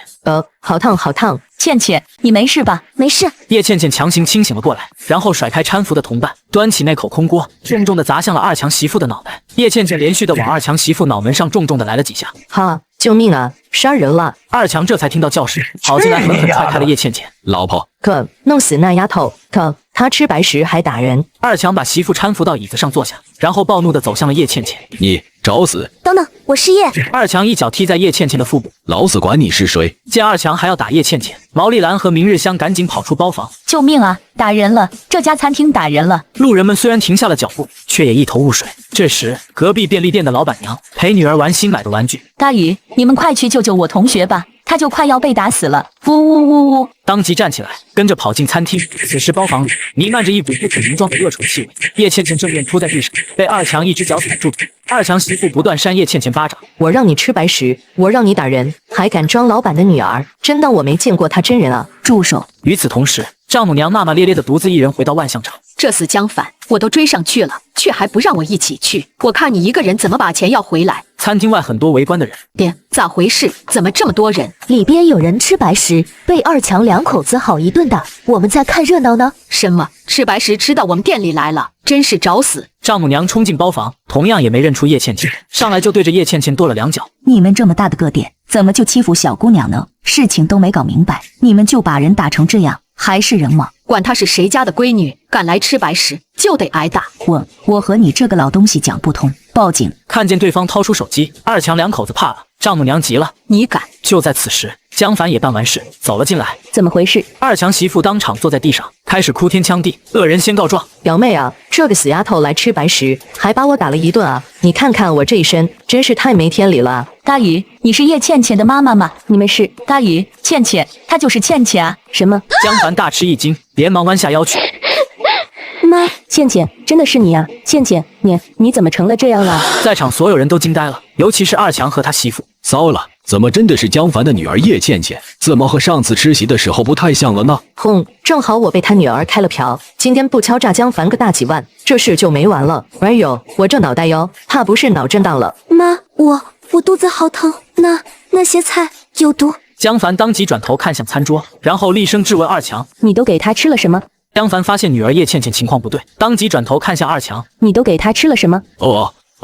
二强结结巴巴不敢回话。江凡正要发作，被丈母娘摁了回去：“别在这找麻烦了，先送倩倩去医院吧。”正好救护车来了，江凡要跟车时，却被二强媳妇一把拦住：“表妹，你看你女儿干的好事，我被打成这样，你要是不给我个说法，我现在可要报警了。”樊姐，你先去，这边的事情交给我来处理。好，辛苦你了，小张。傲强，倩倩把你媳妇打成这样，是她不对，你们有什么要求，就先和小张说，我和你表妹先上医院。事情都还没搞清楚，丈母娘就直接把这事定性成是叶倩倩的错。二强听到丈母娘这句话之后，一颗不安的心终于落地。嘿，又是轻松拿捏这家子的一天。救护车离开之后，领班就将两人带进了包厢。小张，你看叶倩倩那死丫头，把我头开瓢了。你说我要是报警，她非得进去好好待几天吧？对，只要我们报警，她就死定了。领班微微一笑，眼中却闪烁着令人玩味的目光。你们想要多少？2万。住口！我这脑门都开瓢了，起码得20万，要不然咱们就报警，公事公办。先别急，在此之前，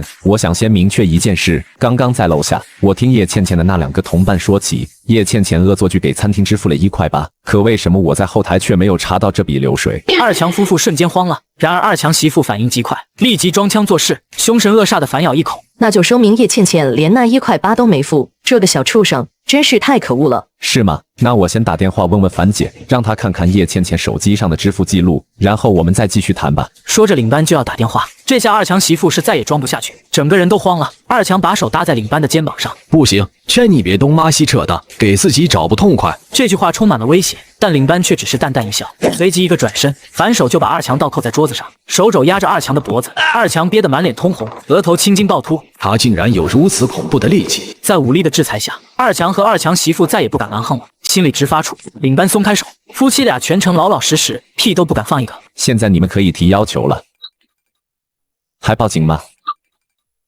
哼，叶倩倩那个小人渣会进去的，但是还轮不到你们这2条乡下土狗，你们也配？领班说完，直接离开了包房，只留下惊恐中的二强夫妇2人。二强夫妻俩瘫坐在地上，妈呀，吓死我了！二强媳妇头上开始冒血。阿呀，老婆，你怎么了？你头上的伤口又裂开了，头晕起来了，你还愣着干嘛？赶紧扶我上医院缝针啊！感情这伤口不是长在你脑门上。那边二强媳妇不好受，这头叶倩倩更遭罪。叶倩倩的病人家属在呢，经抽血化验，病人叶倩倩严重食物中毒，大肠杆菌超标10万倍，诺如病毒和海洋肉毒素病毒也严重超标，必须马上进行洗胃手术。江凡震惊，怎么会这样？你们到底怎么当父母的？就算是烧水垃圾从头里翻出来的食物，也很难把人吃成这样。你们究竟给他吃了什么？江凡和丈母娘一言不敢发，实在不敢说是在自己餐厅吃成这样的。洗胃手术分为全麻、淡麻和局部麻醉，价格都不一样。你们看看给病人选择哪种？局部麻醉，这个最实惠。哼，那干脆就选择不麻，1分钱不用花，更加实惠。什么外婆啊，这是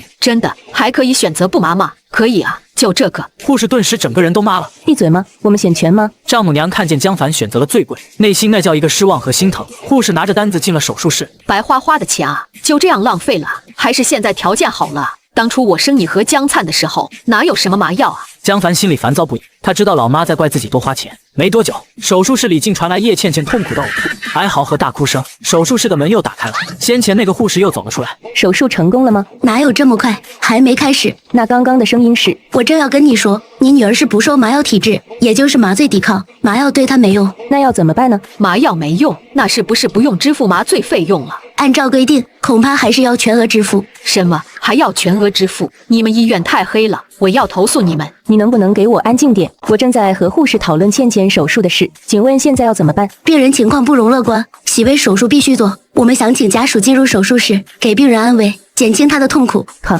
我去。妈，这里我一个人就行，你先回店里照看。那我就先回去了，万一来了客人，我也好招呼着。妈，我疼。女儿，呜，别害怕，妈在啊，都怪你爸基因不好，让你受苦了。哪有这么安慰病人的？麻药抵抗原因都还不清楚，怎么就怪到丈夫头上了？我那个可恶的生物爹，真应该让他来受这样的苦。都怪他当初花10块买可乐，我才网暴他，他才性情大变，才和妈妈离婚，妈妈才开店，我才食物中毒，都是他的错。叶倩倩越想越气，医生护士见她分神，趁机把导管深入她的食道，痛苦整整持续了2个小时，叶倩倩才终于被送入了普通病房。喂，凡，你们的餐厅怎么回事？都上热搜了。什么热搜？天，这么大的事你都不知道？我看热搜视频里的小姑娘有点像倩倩，不会真的是她吧？糟糕，倩倩不会出事了吧？我先去看看。好，你要快点处置，这可不是好事，舆论起来对餐厅不利。我知道了。江凡挂断电话，打开手机，屏幕上就弹出来了一则新闻视频。黑心餐厅暴打美少女战士，女大 cos 当场失禁，屎都被打出来。这根本是拼接，不是事实。这则视频不仅让女儿叶倩倩出糗抬不起头来，也让餐厅的口碑玩完了。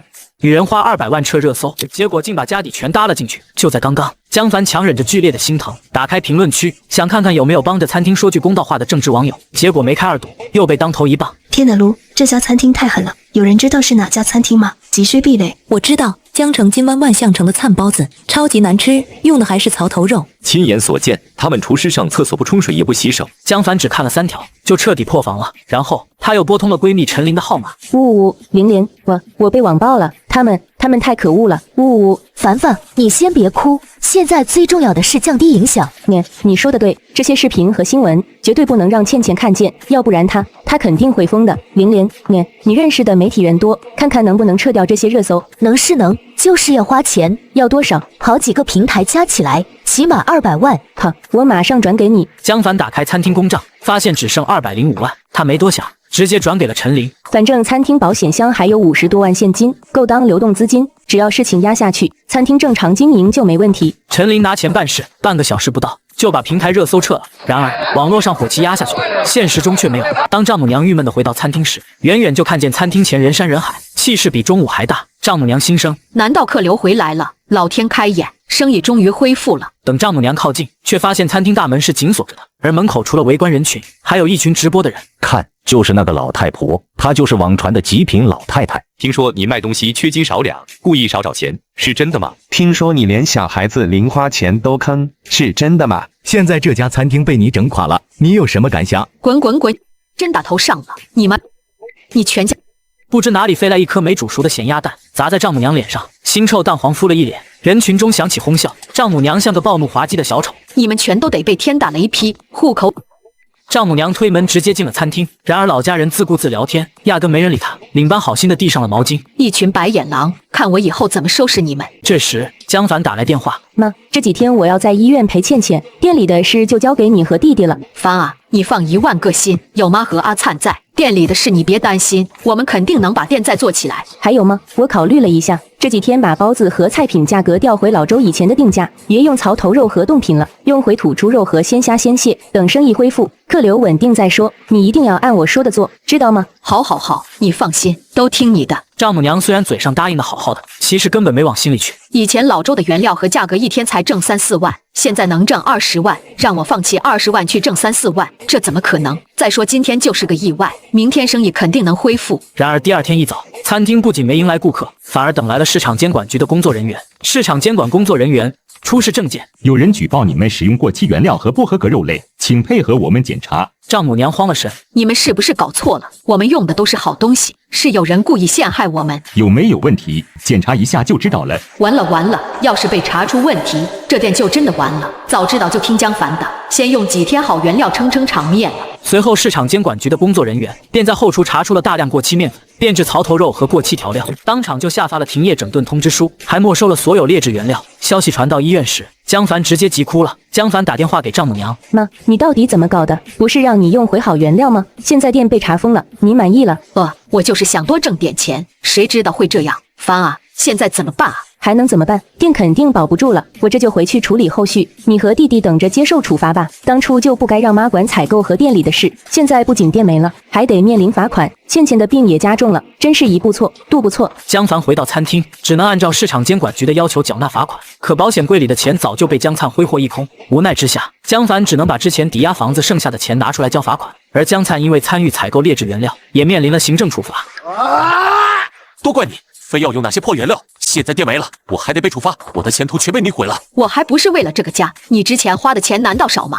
现在倒怪起我来了。早知道当初就不该听妈的话掺和店里的事，现在不仅公务员没考上，还落了个行政处罚，以后找工作都难了。就在丈母娘一家焦头烂额的时候，对面老周新开的老周包子铺正式开业了。感谢大家支持，我们还是老味道、老品质，保证让大家吃得放心。周老板，我们就是冲着你的品质来的，之前那家店太坑了，还是你家靠谱，以后就认准你家了，多贵都愿意来。还好当初及时和江帆分开，现在重新开店，能得到大家的认可，一切都值了。丈母娘一家看着对面老周的店生意火爆，再看看自己倒闭的餐厅，心里五味杂陈。事后他们的别墅被银行抵押，他们只能租了个家徒四壁的合租房。丈母娘看着出租屋的墙壁，哀声叹气。早知道当初就听江凡的，不用那些劣质原料，也不至于落到今天这个地步。以前在江家当阔太太，现在却要住出租屋捡废品，这都是自己造的孽啊！江凡看着病床上的倩倩，眼眶通红。妈，现在说这些都晚了，我们以后好好做人，慢慢还债，总会好起来的。要是当初没那么贪心，没纵容妈和弟弟，也不会把家败成这样。以后一定要好好教育倩倩，不能再走我们的老路。妈，我以后再也不网暴别人了，也不那么贪心了。我们好好过日子好不好？以前总觉得爸爸不好，